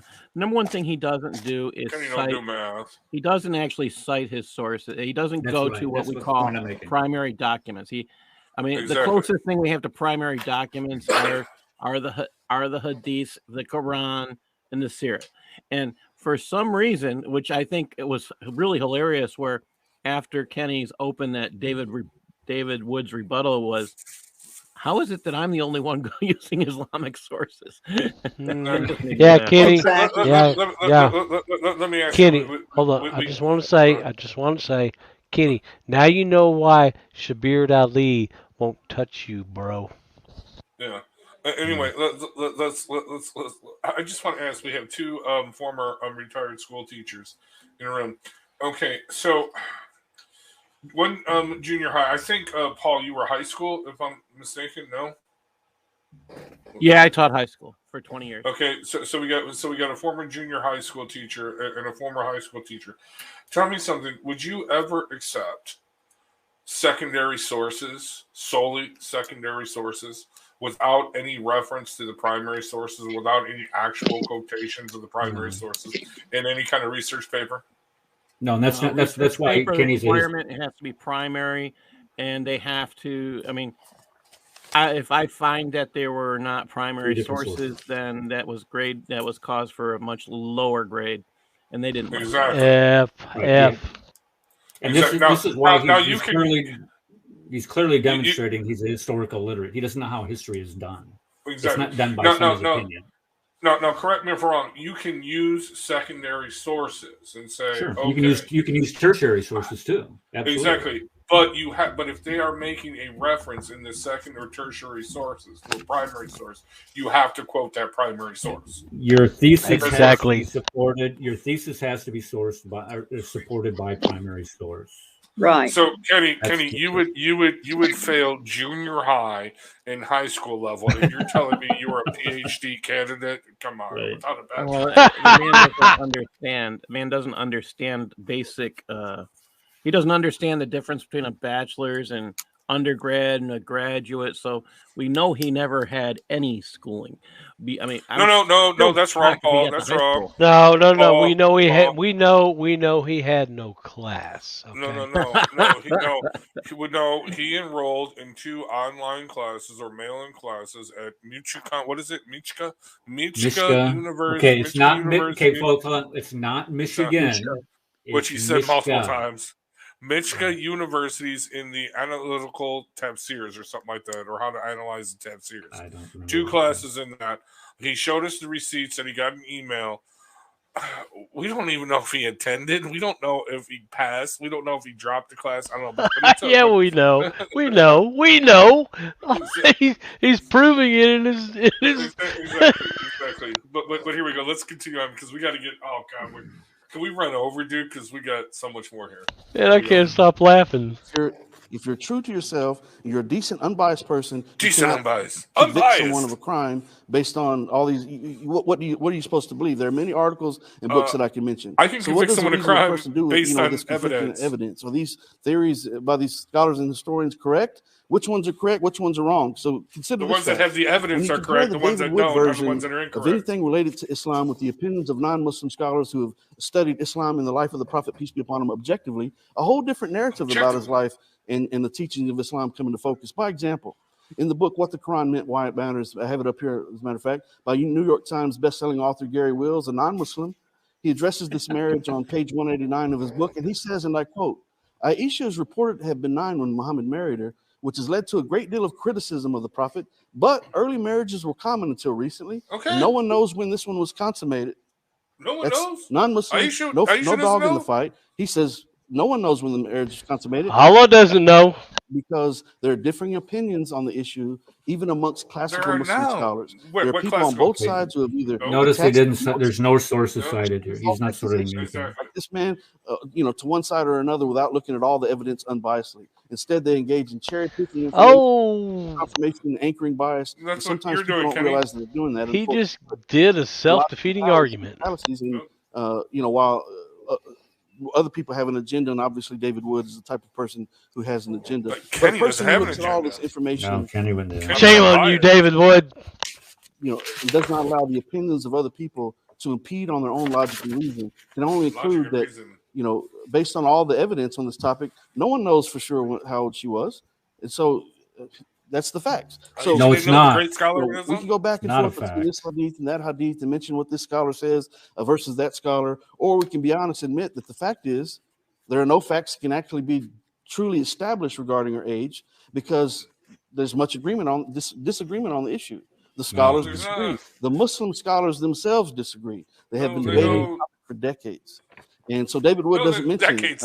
Wait, that 1,400 years, but they've debated the topic for decades. Let's continue. In Islamic law, exactly. That's I made that note. They cannot marry cannot marry until they've reached the age of puberty, but they also have to be. I can't stop laughing. Okay, listen. Okay, and so David, listen. No. Back it up. This is important.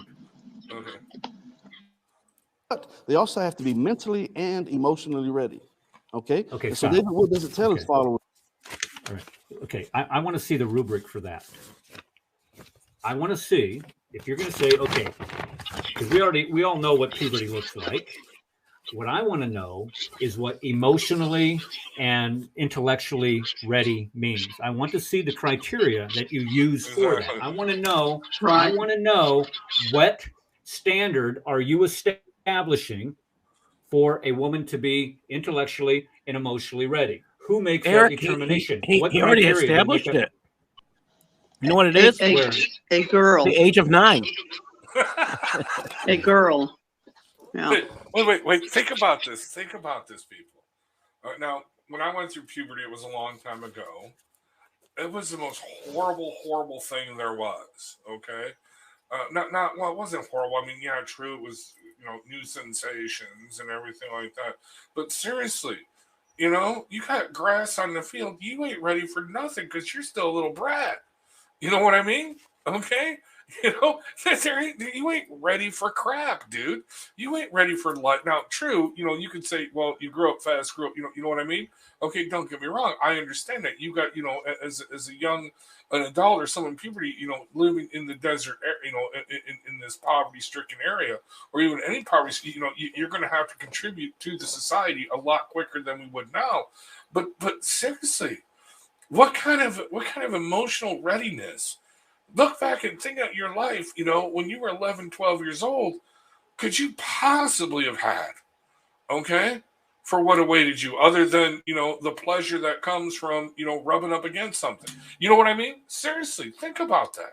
Let's make sure we understand what criteria he's using. The one criteria that is clearly articulated in the Hadith literature, in the Tafsir, in the Sirah of Muhammad, in the Quran, the one criteria that is established is that a girl can be prepubescent. That's the one criteria that is established.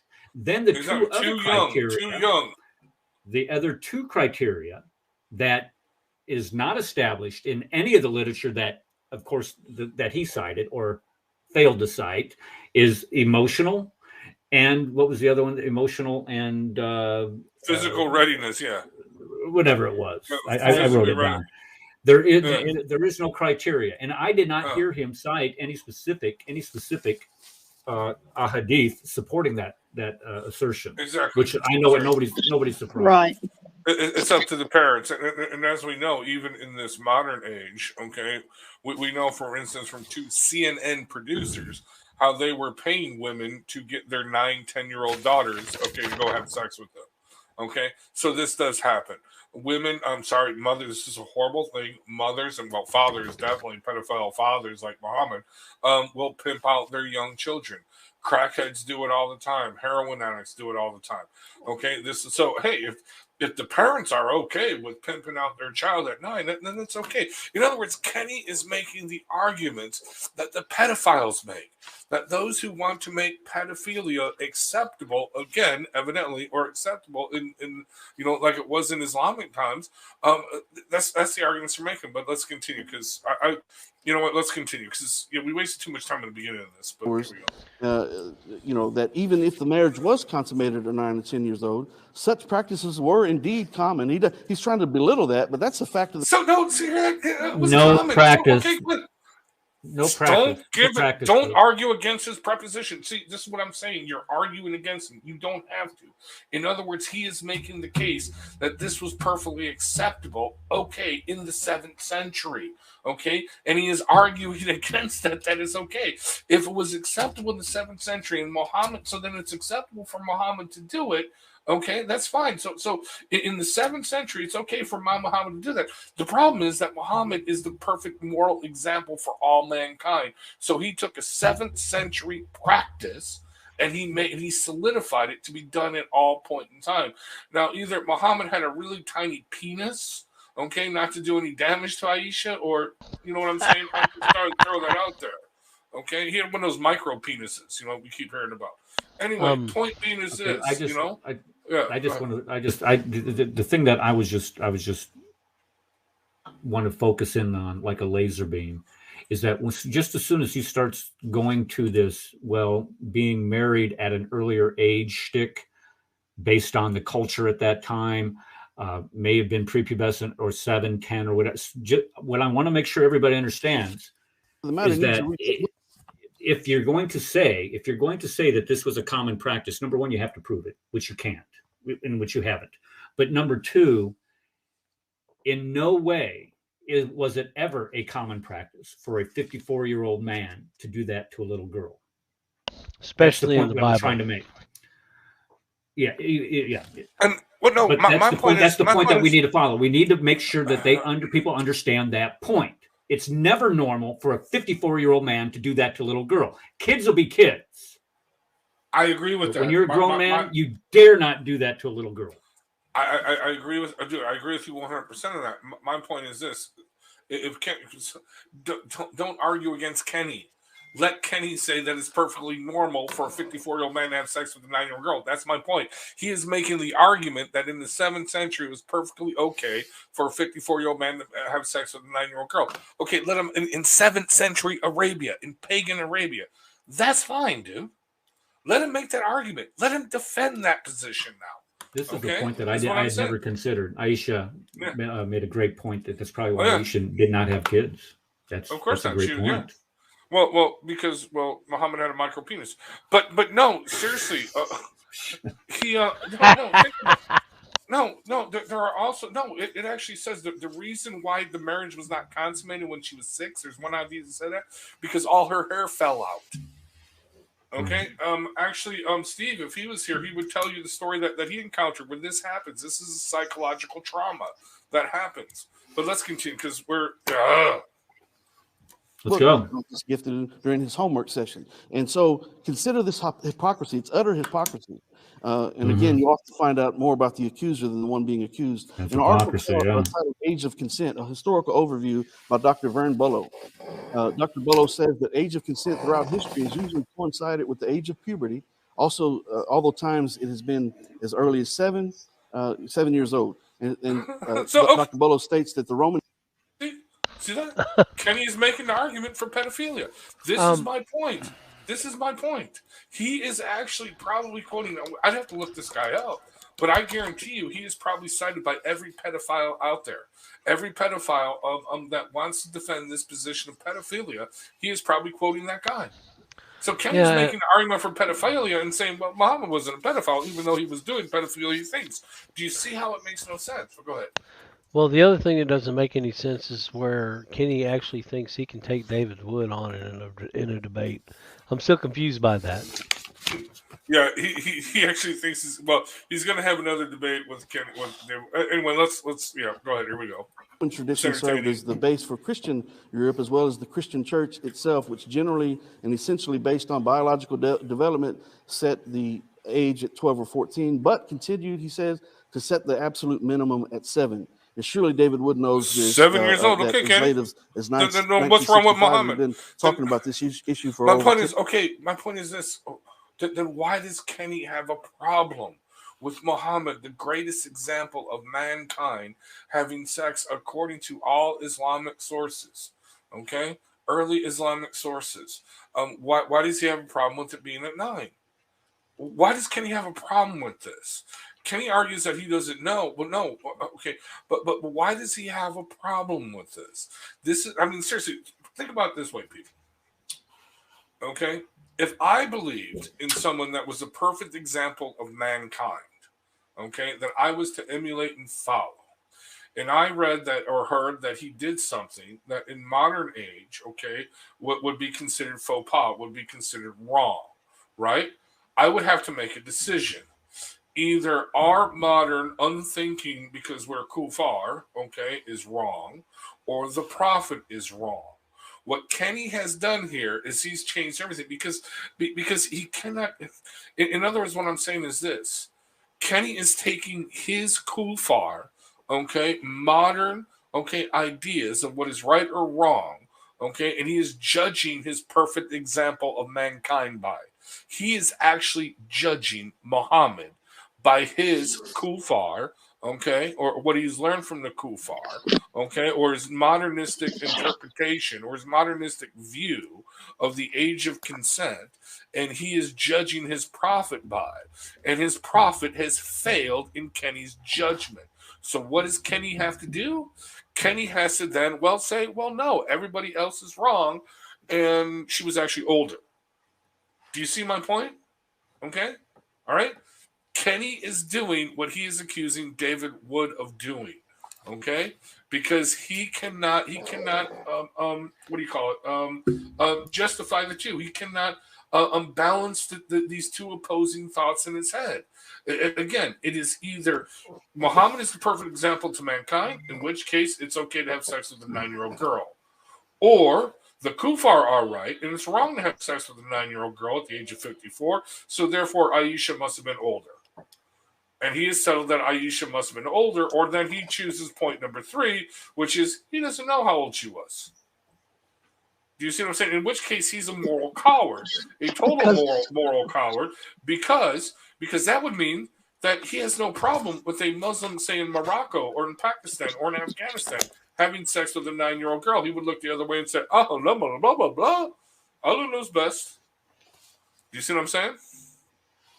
Anyway. And my question is let's say if she was 14 or 15, how come he didn't marry a 14 or 15-year-old if he's trying to uphold the standards of Muhammad? Well, that's another thing. Exactly. That's another thing. Yeah, exactly. Because he has to go by the Kufr laws. 10 years, well over, that in 1965, the age of consent here in the United States, in the state of Delaware, was 7. I know he's heard this. That's wrong. That's totally wrong. 10 years old. I'm not justifying that. I'm just demonstrating the hypocrisy of it all. In his book, Opposing Hate Speech, by Professor of Sociology Anthony Joseph Cortez, he says that, and I quote, in 1962, the American Law Institute recommended that the legal age of consent to sex, that is, the age below which sex is defined as statutory rape, be dropped in every state to age 10. In fact, until the 1960s, and this is a pedophilia organization. The legal age of consent in Delaware, what I just mentioned, was 7. So a 50-year-old man could have had sex with a 7-year-old boy or girl. End of quote. So note again the hypocrisy. The Christian world set the age of consent at 7, but David Wood is trying to condemn the prophet, peace be upon him, because of a hadith that say that Aisha was 9. Because of a hadith, multiple ladies hadiths. And gentlemen of the court of logic and reason, the Muslims disagree on the matter. But how in the world is David Wood convinced that she was 9? What was that? I said he made up these sources that make these claims of allowing children to have, to be engaging in sexual intercourse. Again, these are made up sources. They do not exist. Exactly. I think Delaware. No, he is right. Delaware had the age of consent at 7, but that was going back to colonial times, and it was one of those laws that were on the books that nobody knew about. And then once it was brought to attention, they changed it. But I believe that was in the 1800s, not 1960. But either way, the organization that he quoted to lower it in the 1960s is one of those pedophile organizations. So he's actually quoting from the pedophilia organizations. Right. Right. Exactly. Okay, let me just say something to Yahya here in the chat. He's trying to develop a timeline for Aisha being older. I'm assuming this is what he's trying to do, where she was older.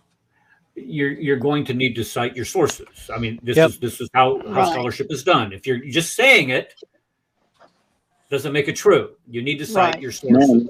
Well, let's see the sources, bro. She was born. Aisha was born in 614. I'll bring the reference here. Where's the reference? Give me seconds. Okay. Post something, Islam defender. Come on, post it, and then we'll go from there. Don't sit there and try to make red herring arguments. Post your sources, my friend. This is where David was, or Kenny throws out the Numbers 31 shtick. He says in Numbers 31, it says that you can marry a girl at 3 years old. Oh yeah, we got to get to that. But he doesn't. Yeah, well, that's a lie. He says it's there. No, it's not. I mean, it's not. You have to. This is why they're so vague and ambiguous with all of this. All right. By the way, Kenny, and listening audience, I just quickly Googled it. Age of consent 7, Delaware. It was 1871 that it was changed, just not 1960. And that's secular. Google is your friend. We want the Bible. We want the biblical sources. Come on, bring biblical sources. See, he's trying to change the subject. Don't even answer that. He's trying to change the subject. Delaware is not my perfect example of mankind that I am to emulate. Not only that, Kenny, why do you have to go to the Kufar to justify your prophet? Let's continue. Was anyone else there? Only 2 people were there. The prophet, peace be upon him, and Aisha, and only Allah knows when that marriage was consummated. Oh, wow. He just threw them back under the bus. Only Allah knows? Wow. Aisha, no, one of the greatest scholars of Islam, according to Kenny, she didn't know? Then how do you know that? No, seriously. I'm sorry, people. I'm sorry, I can't stop laughing. Wait. Okay, just for me, I know exactly how old I was, when it happened, when my first time was. And I'm sure each and every one of you know the same thing. Especially when and you guys keep it running track record of all your friends when it was. I'm just saying we all know. We remember that. Now, of course, the details we all get wrong, but I'm just saying we all know. Okay, so evidently one of the greatest scholars and of Aisha Islam. knew. Yeah, one of the greatest scholars of Islam just kind of got that whole thing wrong. But anyway, go ahead. Yeah, she says she was 9 years old. Many times. Let me address Yahya here. He's citing Tabari. Al-Tabari. Really? Okay. Yeah, that's what he's doing. Oops. Let me put this up on the screen for him. Add to stream. You had it up, dude. What happened? You had it up. I don't know. I as usual, I screw stuff up. There's the guy that enjoys getting spanked by Hatun. Yeah. Okay. This is Al-Tabari. Notice this is Al-Tabari. The same source that you're citing says, and he's citing Aisha. He says, my marriage was consummated when I was 9. Now, either you're lying or the source that I'm citing here is lying. I'm not sure which one it is, but both of them are lying. Both of them can. Yeah, there we go. Yeah. Both of them cannot be true. So if you're going to cite that source, I'm citing. Go ahead. Tabari is actually, I mean, there's Tabari is actually known for not being wholly accurate. So he's actually cited by Islamic scholars as not being totally accurate, and that's one of the things it says on the back of the book if you actually read it. You see, here's the other thing, folks, is that the Muslims will have you believe that this source is the true source and this other source is the lying source. Right. And they cause all this confusion when in actuality they don't know themselves and they are trying to confuse you enough to where you just give up. That's the whole point of the matter, because they don't know themselves. And if they can get you to give up, well, then that's victory. And Islam is true, right? Well, we've been at this 5 years. I don't think we're giving up anytime soon. Okay, no, we're not going to give up this time anytime soon. Let me just quote some of Tabari. This is from the events of the year 10.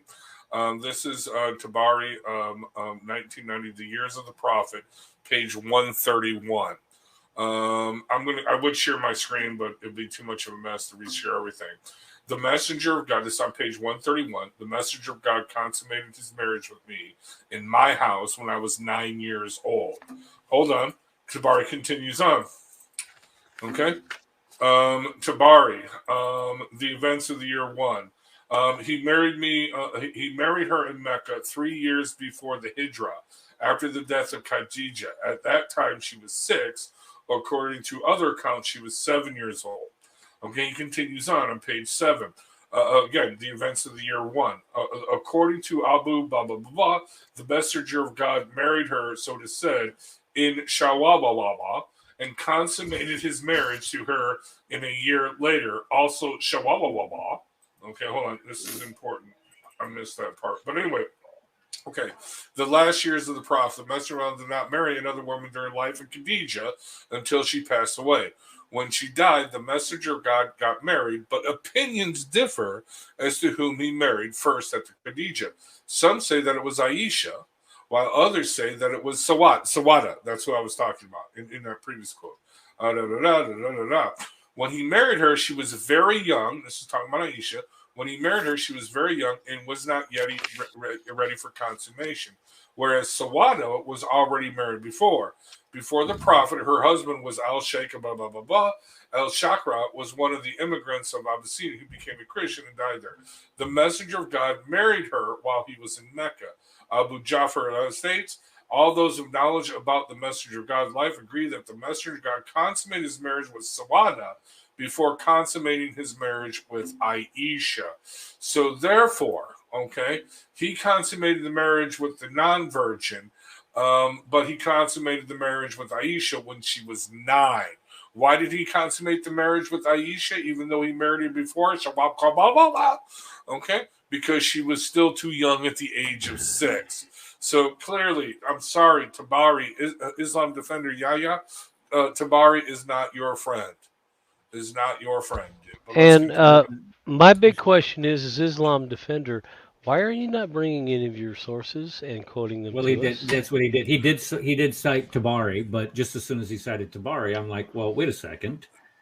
That doesn't tell me what Tabari said. So let me show you what Tabari says, and that's why I put it up there. And this is why Rad through that. But now look at the excuse now, though. Look at the excuse now. Is that it? Is that that's his excuse now. How you can't be right because he didn't rape those other little girls that were playing with probably really? Because the parents are like, no, you're not going to do that. Why did not the prophet marry the children who were playing with Aisha? Well, because he married Aisha, you idiot. I've really? seen some excuses. I think to be fair and transparent, I think the Shia would reject this though, but because they reject Sahih Bukhari, so they would probably. But it isn't. But that's a minority. It's not in Bukhari. They're not real Muslims. Though. It's in all kinds of other sources though. It's in Al-Nasi. It's in Ibn Majah. It's in what's that? Abu Dawood. Yeah, it's in several other alternative Islamic. I'm really beginning to wonder if Yahya is a Muslim or not. Hold on, let me respond to Dr. Kabir. Well, I've actually wanted to say. Can I add something here? Can I add something? What's up, bro? Can I add something? I put the link of the book, Tariq al-Tabari, volume 3, page 50, as Yahya gave us. And there is no single word Aisha in this page. It's in the chat. Maybe he got something. No surprise there. He didn't go to the primary sources. I went to the primary source. It's in the chat. There is nothing about Aisha. Oh, John Isaac just busted you, buddy. And he's a man. The standard this is the man. Islamic facade. You pick an imaginary passage. That's why when Yahya argues, he'll hand out all these sources, and he just rattles off citations, and he always just like Kenny knows himself as not knowing what he's talking about. Anyway, John Isaac just busted you, buddy. He just busted you big time. Let me respond to Dr. Kabir here a second. You mentioned the Shias will reject Bukhari. I agree with that. Okay, but actually, here's the thing. The Shia actually think Aisha was a whore. Okay, well, not all Shia, but the majority of Shias and the 12ers and the 7ers and whatnot, they actually really think Aisha was a whore and a murderous, wretched woman and all kinds of things. So they have no love for Aisha. Okay, but now I would be curious what the Shia believe. Do they believe that she was still 9? I don't think that they do. I was researching it. I don't think that they do. But I've been trying to find hadith on it. I can't find the hadith that talk about it. But it seems like in the discourse, the Shia do not agree with that age. But you're right. Like it's a very funny antagonism between the Sunni and the Shia because it becomes a complete different tradition because their whole narrative is different. The Shia will say, "Look, the whole history, the Islamic history, is not what the Sunni believe. That these people were fighting each other." But Dr. Kabir, do you know the Arabic? Shwaya. All right, let's continue this because, dude, we got to get to the I see John Isaac knows quite a bit more than I do. But here we go. Who knows? Let's face it. So the truth about Muhammad and Isha by Miriam Sarah. She says, and I quote, Some modern Muslim scholars have more recently cast doubt on the veracity of the saying or hadith used to assert Aisha's young age. And taking all known accounts and records of Aisha's age at marriage, estimates of her age range from 9 to 19. And what does she say? Because of this, it's impossible to know with any certainty how old Aisha was. All Muslim scholars believe, again, that the Quran is infallible. Miriam Sarah says, in Islam, the hadith literature, the sayings of the Prophet, peace be upon him, is certainly considered secondary to the Quran. While the Quran is considered to be the verbatim word of God, the hadith were transmitted over time through rigorous but not infallible methodology. And that doesn't mean that the hadith are unreliable, but it's intellectually dishonest not to admit that there are hadith that contradict themselves regarding this marriage, and that's why Muslim scholars have varying opinions about what David Wood claims to be fact. But now consider this fact: how would he know? He doesn't know the Arabic. And his puppets and he wasn't there. Think that they can use to attack Allah, Islam, the Prophet Muhammad sallallahu alaihi wasallam. They talk about those hadith like they struck gold, found gold and struck oil by saying they're sahih. But note that In their blatant indecency and hypocrisy, they reject hadith out of the same collections that talk about the Prophet, peace be upon him, making the night journey to Jerusalem and to paradise. And stop that, William. Prophet, peace be upon him. Can we stop that? Okay. What he's doing is he's equivocating here. He's trying to make the same type of number one. It's worse. The hadith. I don't believe any of the hadith. To be honest with you, they were written down 250 years after the life of Muhammad. The earliest extant manuscripts that we have of hadith are over 400 years after the death of Muhammad. So to say that the hadith have any type of veracity whatsoever is immaterial. But the first thing I want to point out is that 1.8 billion Muslims believe that. That's my issue. And if they believe that it's okay for a 54-year-old man to crawl on top of a 9-year-old girl, then I have a problem with that. However, what he's trying to do is he's saying, okay, well, you won't believe that Muhammad took his night journey, or you won't believe that, whatever thing, she split the moon. Well, if we're going to be consistent, if we as critics of this are going to be consistent, what we do believe is that you believe that he said these things, not necessarily whether they're true or not, whether he did ride some magic pony to heaven or whether or not he split the moon, leaving no evidence whatsoever.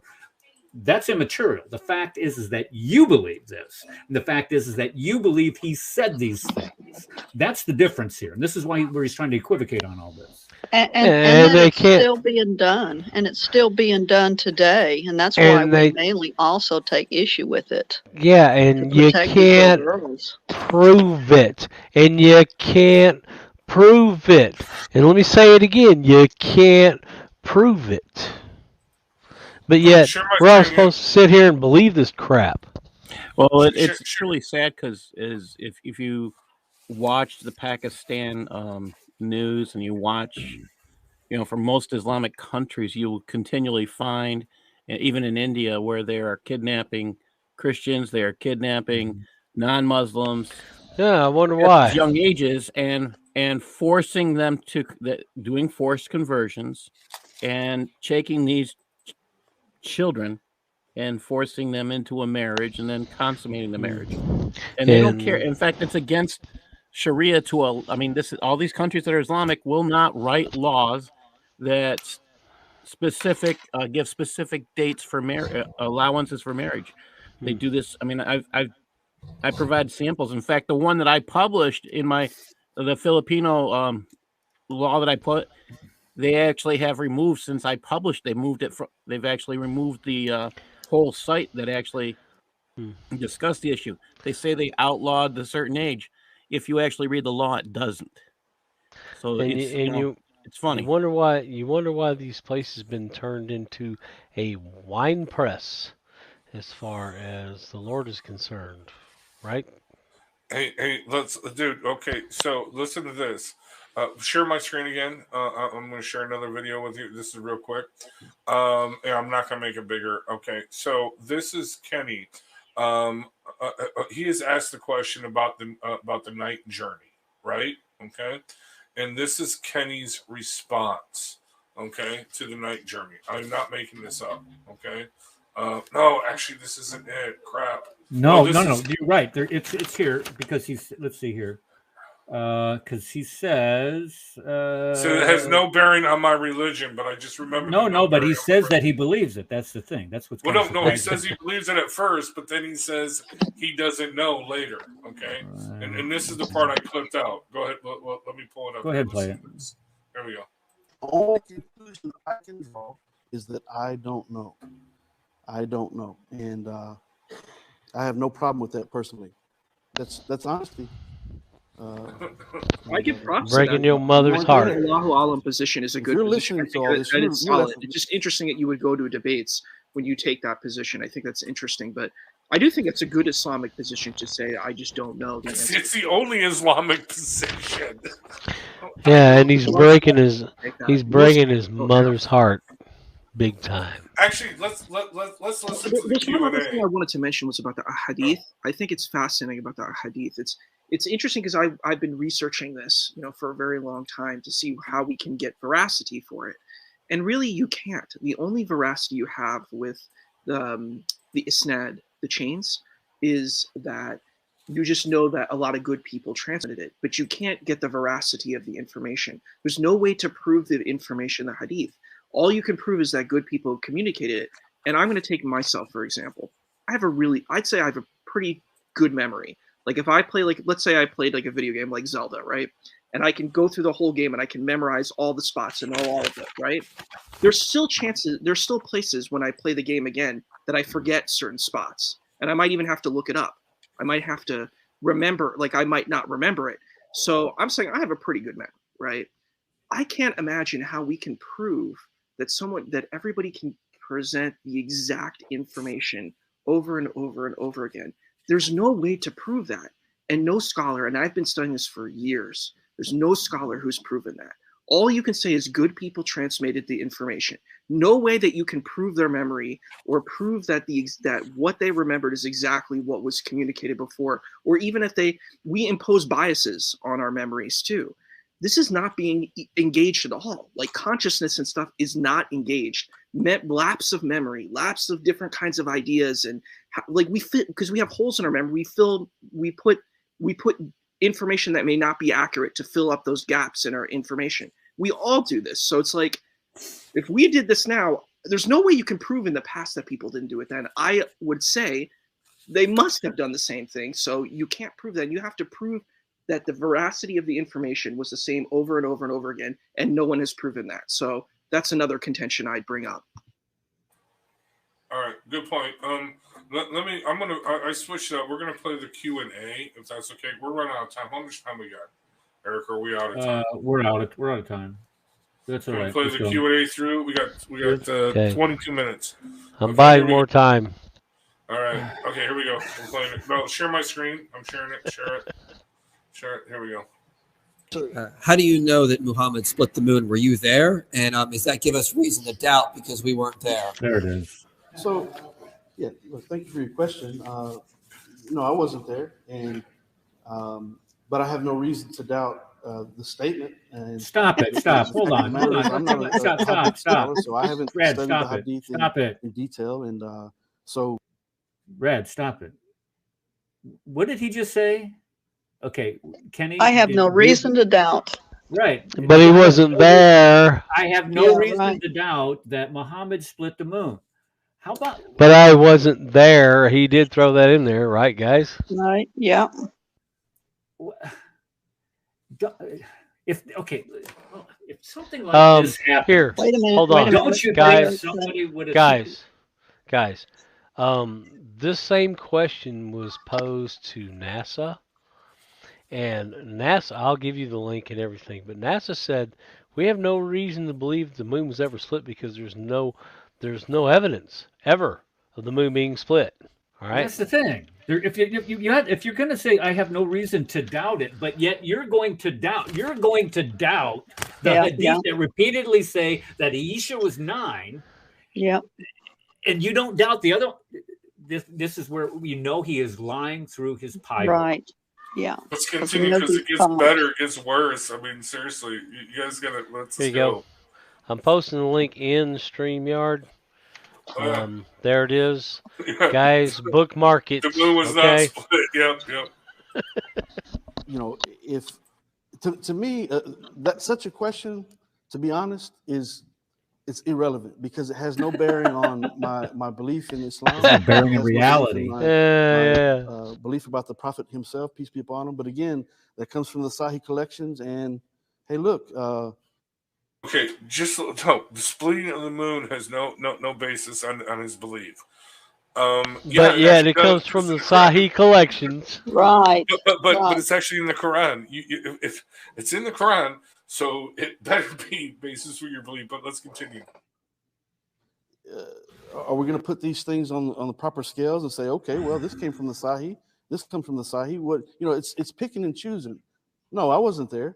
Just like David Wood wasn't there when the marriage was consummated, and so Aisha was. And she said, all I can do is say and be honest and say I don't know. Just like I'm saying in regards to the age of Aisha at the consummation, radiyallahu anha, I don't know. I'm not afraid to tell any Muslims that or any non-Muslims that. I don't know.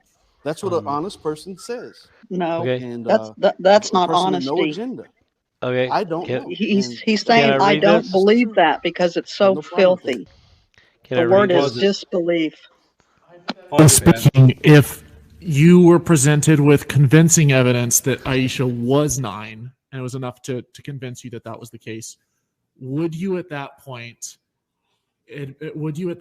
see the prophet as doing something awful, or would you change your view on statutory rape? Yeah, that's a great question, and I appreciate that question, and it's an honest question. Now, notice he doesn't answer an article that was published just last month. Stephanie Beringer wrote it, and they mentioned that here in the United States, by example, that it's not uncommon for a girl to reach puberty at the age of 8 years old. But there's a stipulation in Islam that they have to have reached the age of puberty. That's one thing.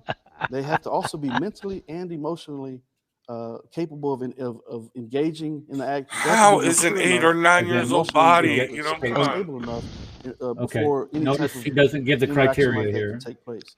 So based on that, I believe that the prophet, peace be upon him, at whatever age she was, and I'm not conceding and saying I believe she was any particular age. I don't know, but the fact of the matter is, I believe that the character of the prophet, based on historians and what people who've studied his life unbiasedly.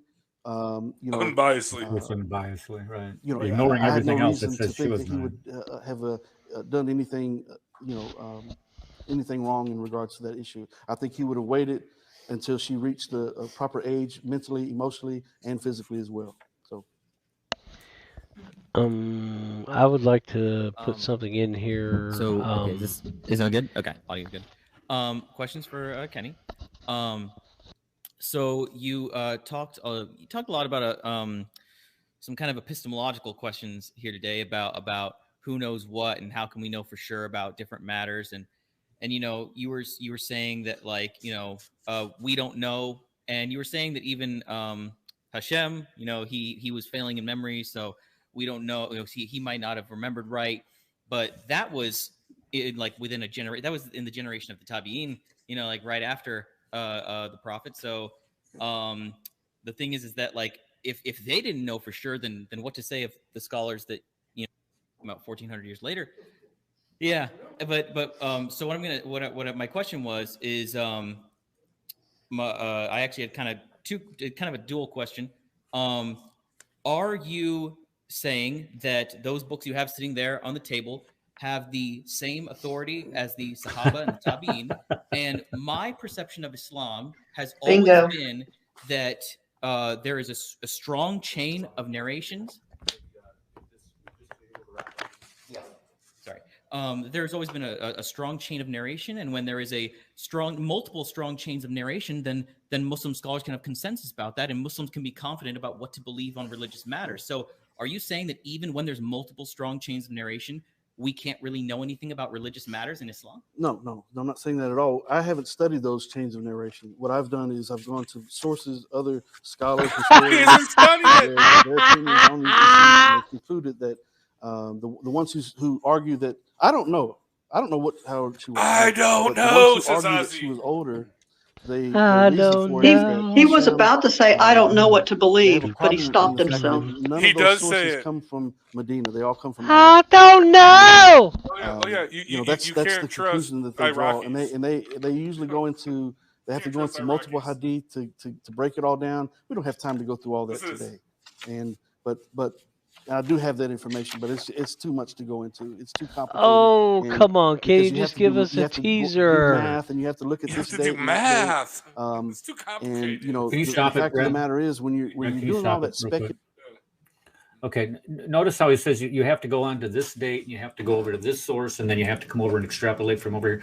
Notice, and it's complicated. You can't trust Iraqis either. You can't trust them. Come on. The point that I'm trying to make is that during the show, I cited 7 or 8 separate sources that specifically say that she was 9 years old. Specifically say that she was 9 years old. And what he wants to do, and I went and I read this. There's this website that I went to, and it provides an apologetic against all of these arguments that he is making. It's what is this called? Islam. They're all Sahih. They're all Sahih, right? The Islam, or it's the the islamissue.wordpress.com. And what it does, it goes through all of these arguments that he is alluding to, that these scholars have made, and it points out how these dates are confused even within the same hadith collections of that they're citing. For an example, one hadith collection will say that, well, Khadijah was Aisha was born 10 years after Khadijah had died. But in the same collection, it says that Aisha was born 5 years after Khadijah died. So what he's trying to do is he's trying to confuse, muddy the waters here, and say, look, if you just believe this and you believe this, even though he knows that these sources that are being cited all over the place are not consistent, and that there's not one source. Let me just make sure we understand this. There is not one clear source that says that Aisha was anything other than 9, except what we have in Ibn Ishaq, which he says it was 9 or 10. That's it. Well, there's nothing else out there. She was 15, but we all know he lied on that. But no. So yeah, but you also can't believe the Iraqis, and it involves complicated math for Kenny, so he can't go over it with you. But let's continue. You can't believe the Saudis either. Exactly. But here we go. It gets better. Calculating and when you look at all the information, what I'm trying to tell the Muslims and the non-Muslims alike is that, how can we say for sure? This doesn't mean to deny the reliability of the hadith, but Allah says in the Quran not to go to extremes in your religion. And so we don't have to necessarily pick a side just because out of your tradition that's what you've believed. The fact of the matter is they have different opinions, and they're building strong cases on each side for this age and that age and the multiple ages in between. That leaves a person like me that wants to look at it unbiasedly. I just want to know, I want to find the truth. Well, the truth that I've concluded is that I can't draw a conclusion because they haven't drawn the conclusion. So it's unfair to try to insist that she was this particular age when it's like disqualifying everyone who says, no, well, let me give you my reasoning for this. When it boils down to it, they're all giving their different theories. They're all speculating, and it leaves the person who's unbiased. They're all speculating? What? Seek knowledge on the issue to say, based on what I've read, I can't say one way or another. And that's all I was trying to establish with this debate. That's why I'm not afraid of this debate. I'm not trying to impress any Muslims or non-Muslim. I'm trying to come and say, look, I'm not going to allow you to impede on my thoughts. And my thoughts tell me that based on this information, I couldn't draw a logical. Well, if he came not to impress anybody, he did a real good job with that part. That's for sure. Exactly. Thank you. You're so mean. I'll just say he rang the bell on that one. What else we got, Rad? Is that it? So, okay, so this is a question for David, and also really, I mean, both. But I remember you mentioned a really good point, right? Like the Bible does have a lot of immoral things, right? Like there are some verses in the Bible that justifies pedophilia or like, all that, right? And what are you talking about? It was 31. I mentioned it. There's nothing about pedophilia in there. I mentioned 3 or 4 different sources. You mentioned what someone said, and there's nothing. Okay, those are scholars. In fact, whoa. In fact, the passage says the exact opposite. Those are scholars that they've all drawn the same conclusion. Those are scholars. Yeah. But I was about to say also, like, sex with a prepubescent girl or even a minor is not mentioned at all in Numbers 31. So just to be clear. All right, go ahead. Amen. I also agree with you too that like it is. I do believe that the whole relationship with Muhammad and the little girl was immoral. But why can't a lot of like? Do you think it'll be immoral? Right. I mean, David destroys this the answer. Pattern of one of the most popular. She's ready for girls. We've got a problem. Okay. Yeah. Okay. I can respect that you're trying to take some intellectual humility and saying you don't know and saying you can only share your thoughts. You said you have no agenda, no bias. So he says I don't know over 9 times. What do you think? At what age would it have been immoral for the marriage to have been consummated? Listen to this for you? response. If not 9, where do you draw the line? And I know you've called David Wood Islamophobic, that he's a puppet master with followers, nonsense. But you've repeatedly said that when these accusations are lodged, it tells us more about the accuser than the accused. So what are your accusations about David? Tell us about you. Okay, well, great. So the consistency of a man defines who he is.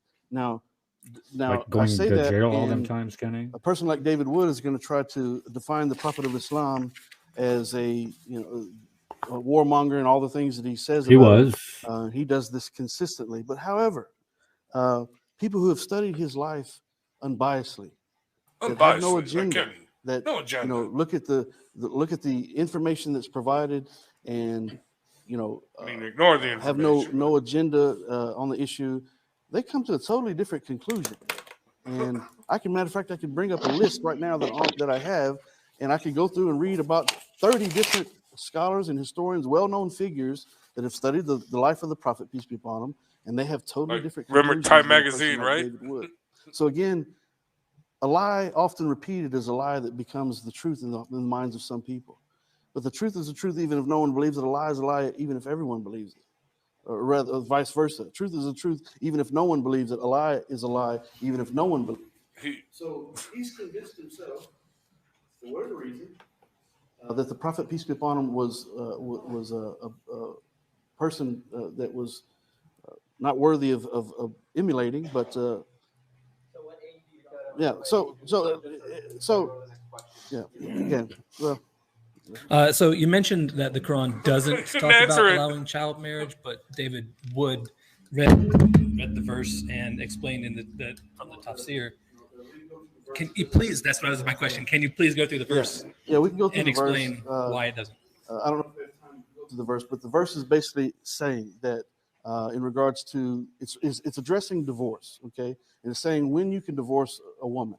Now it's talking about women in particular. The word jariyah and words for little girls and babies and so forth are not in there. It's addressing women in those verses. A 9-year-old woman. There you go.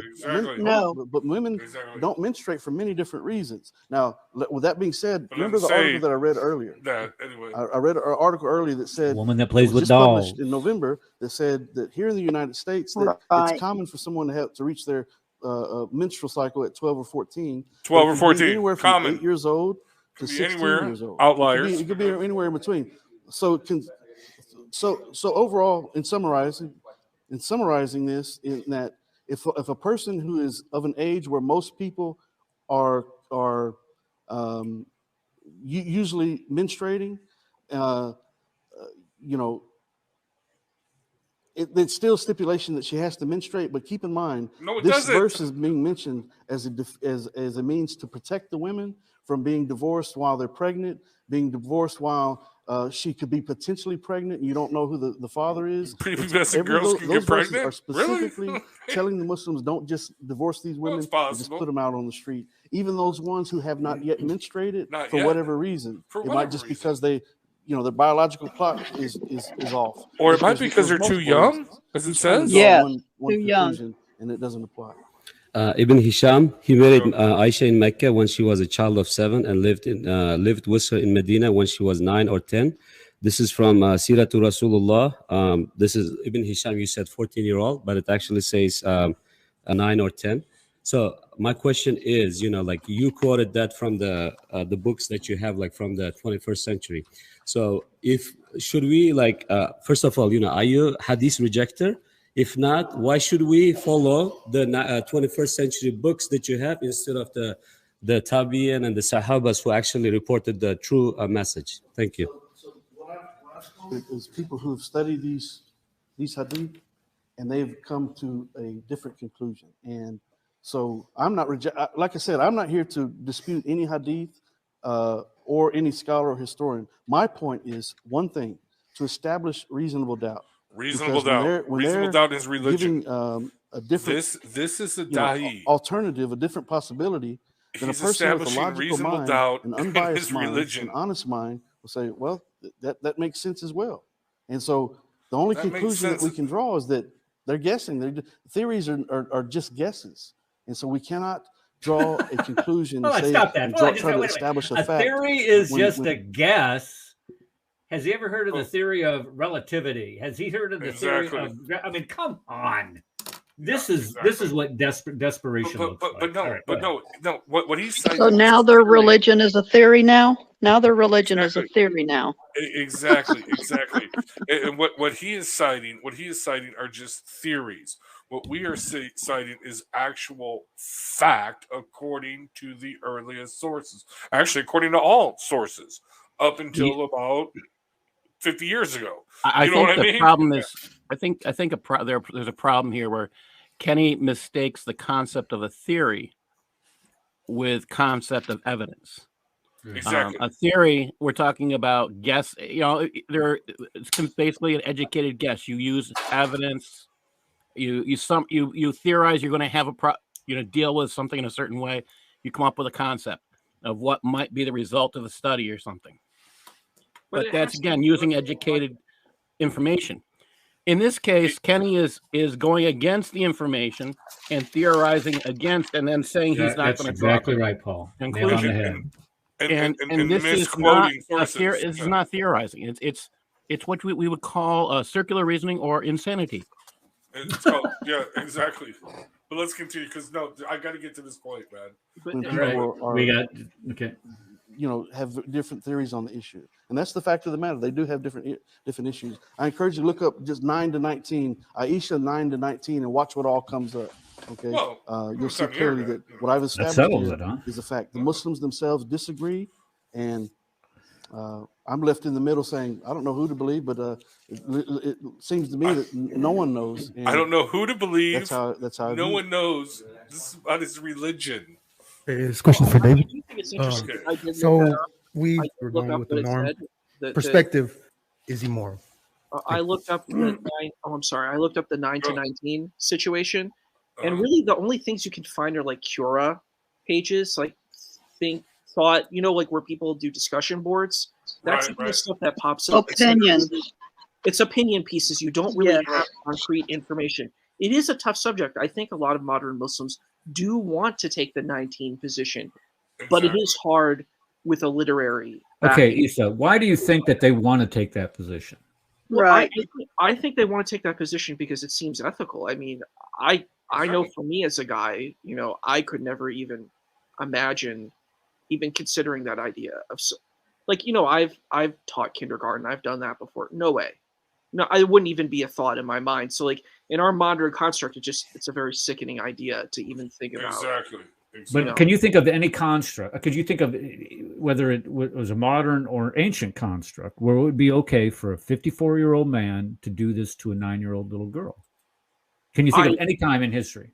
I think the maximum you get usually when I was doing the research. No. Even with like early Christians, like the earliest is around maybe like 12, 13. 9 is really it's a bit young. It's too young. All right. So when you can't.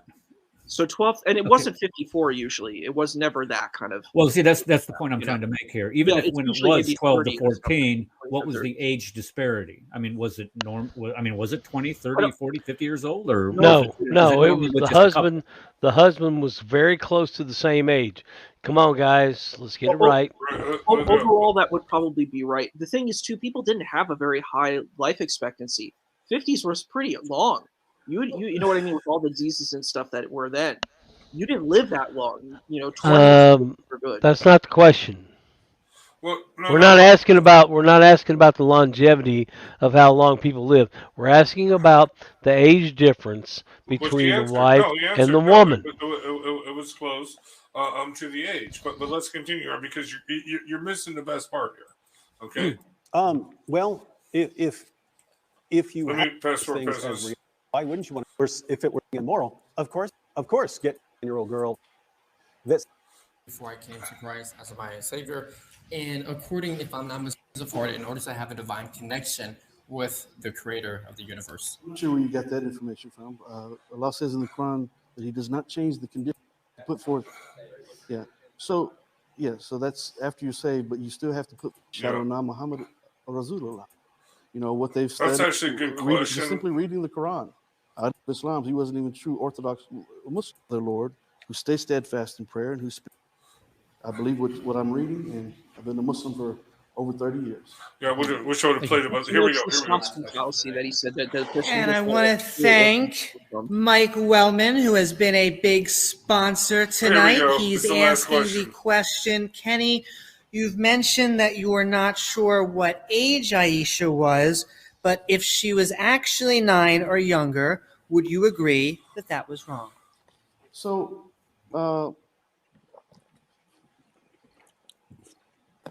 I'm not going to answer a question that is. There's a term for this in busted.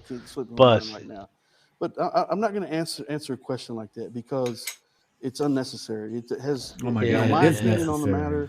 Yeah, you're not going to answer that question because you know your prophet's busted, bro. Hey, Red, can you listen? David is. Go ahead. What? I was going to say. He said that it was unnecessary to answer the question. Dude, that's the entire premise of the debate. Was this moral or not? It's not necessary for me to answer that question. That's why I sent those fallacies. And that's why I want this piece of junk out of my country. I want him out. Well, he's going to Israel supposedly, so let's hope Hamas takes care of him. Yeah, good luck with that, Kenny. Either way, for apostasy there. We should send this to Hamas. Yeah, they'll be like, what? He said what? But anyway, he actually says that asking this question is a logical fallacy. He doesn't say it here. He can't remember what it is, but that's kind of funny. He says begging the question, but it's kind of funny.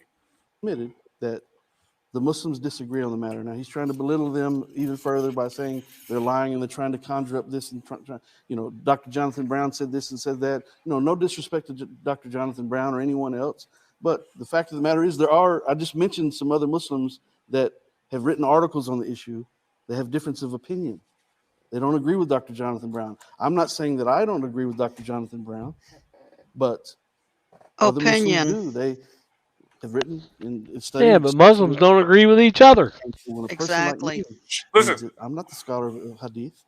He's not the scholar of I Hadith. hear what they're saying about it. The only conclusion that I can draw is that I don't know. And I have no problem with that personally.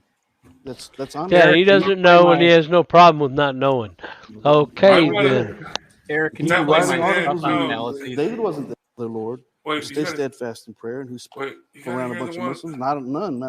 And so that's after you change the condition of a people until you don't even. It's the one on the night journey. So a quick change of pace here. I was a completely different person before I came to Christ as my Savior.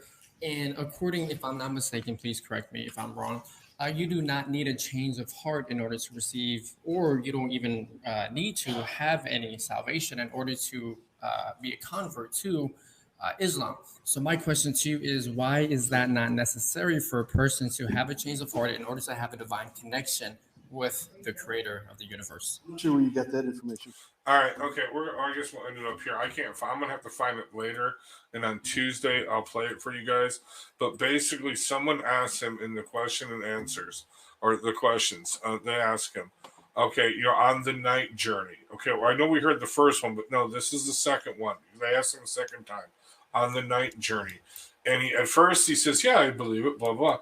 But no, he then states specifically, this has no bearing on his religion. And he says, I don't know. Okay, here's what we're going to do. Here's what we'll do. We'll finish this up Tuesday because obviously we're going to... BTR won't allow me to upload anything really excessive. And I want to make sure that we get all this on BTR also. And then Paul, what we'll do with Paul, on Paul's, we'll do he's got a slideshow here that covers all of the logical fallacies that Kenny committed during this debate. So we can dedicate some of the time on Tuesday for doing that also. Can we do a round table? I got to get rolling, guys. Oh man, I'm sorry. I do. We'll pick it up on Tuesday. No, we'll pick it seriously, up on Tuesday. Seriously, thank you, Eric, for all you've done. Thank you. Oh, well done, guys. Well done. That. Okay. Everybody that came that was in chat, we've had over 35 people in chat commenting today. So that's quite a few. That's just people who are participating in chat. That's not who's watching along. So thank you, everybody, for coming.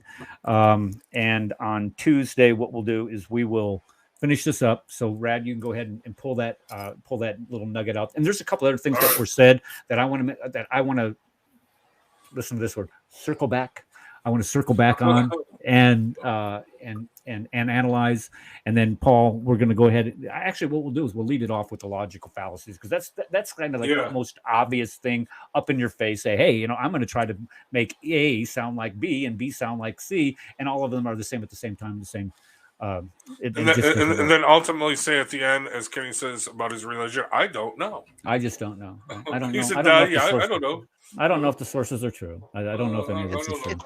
It's called disbelief. So my biggest question is, why would you engage in a debate when you don't know? Exactly.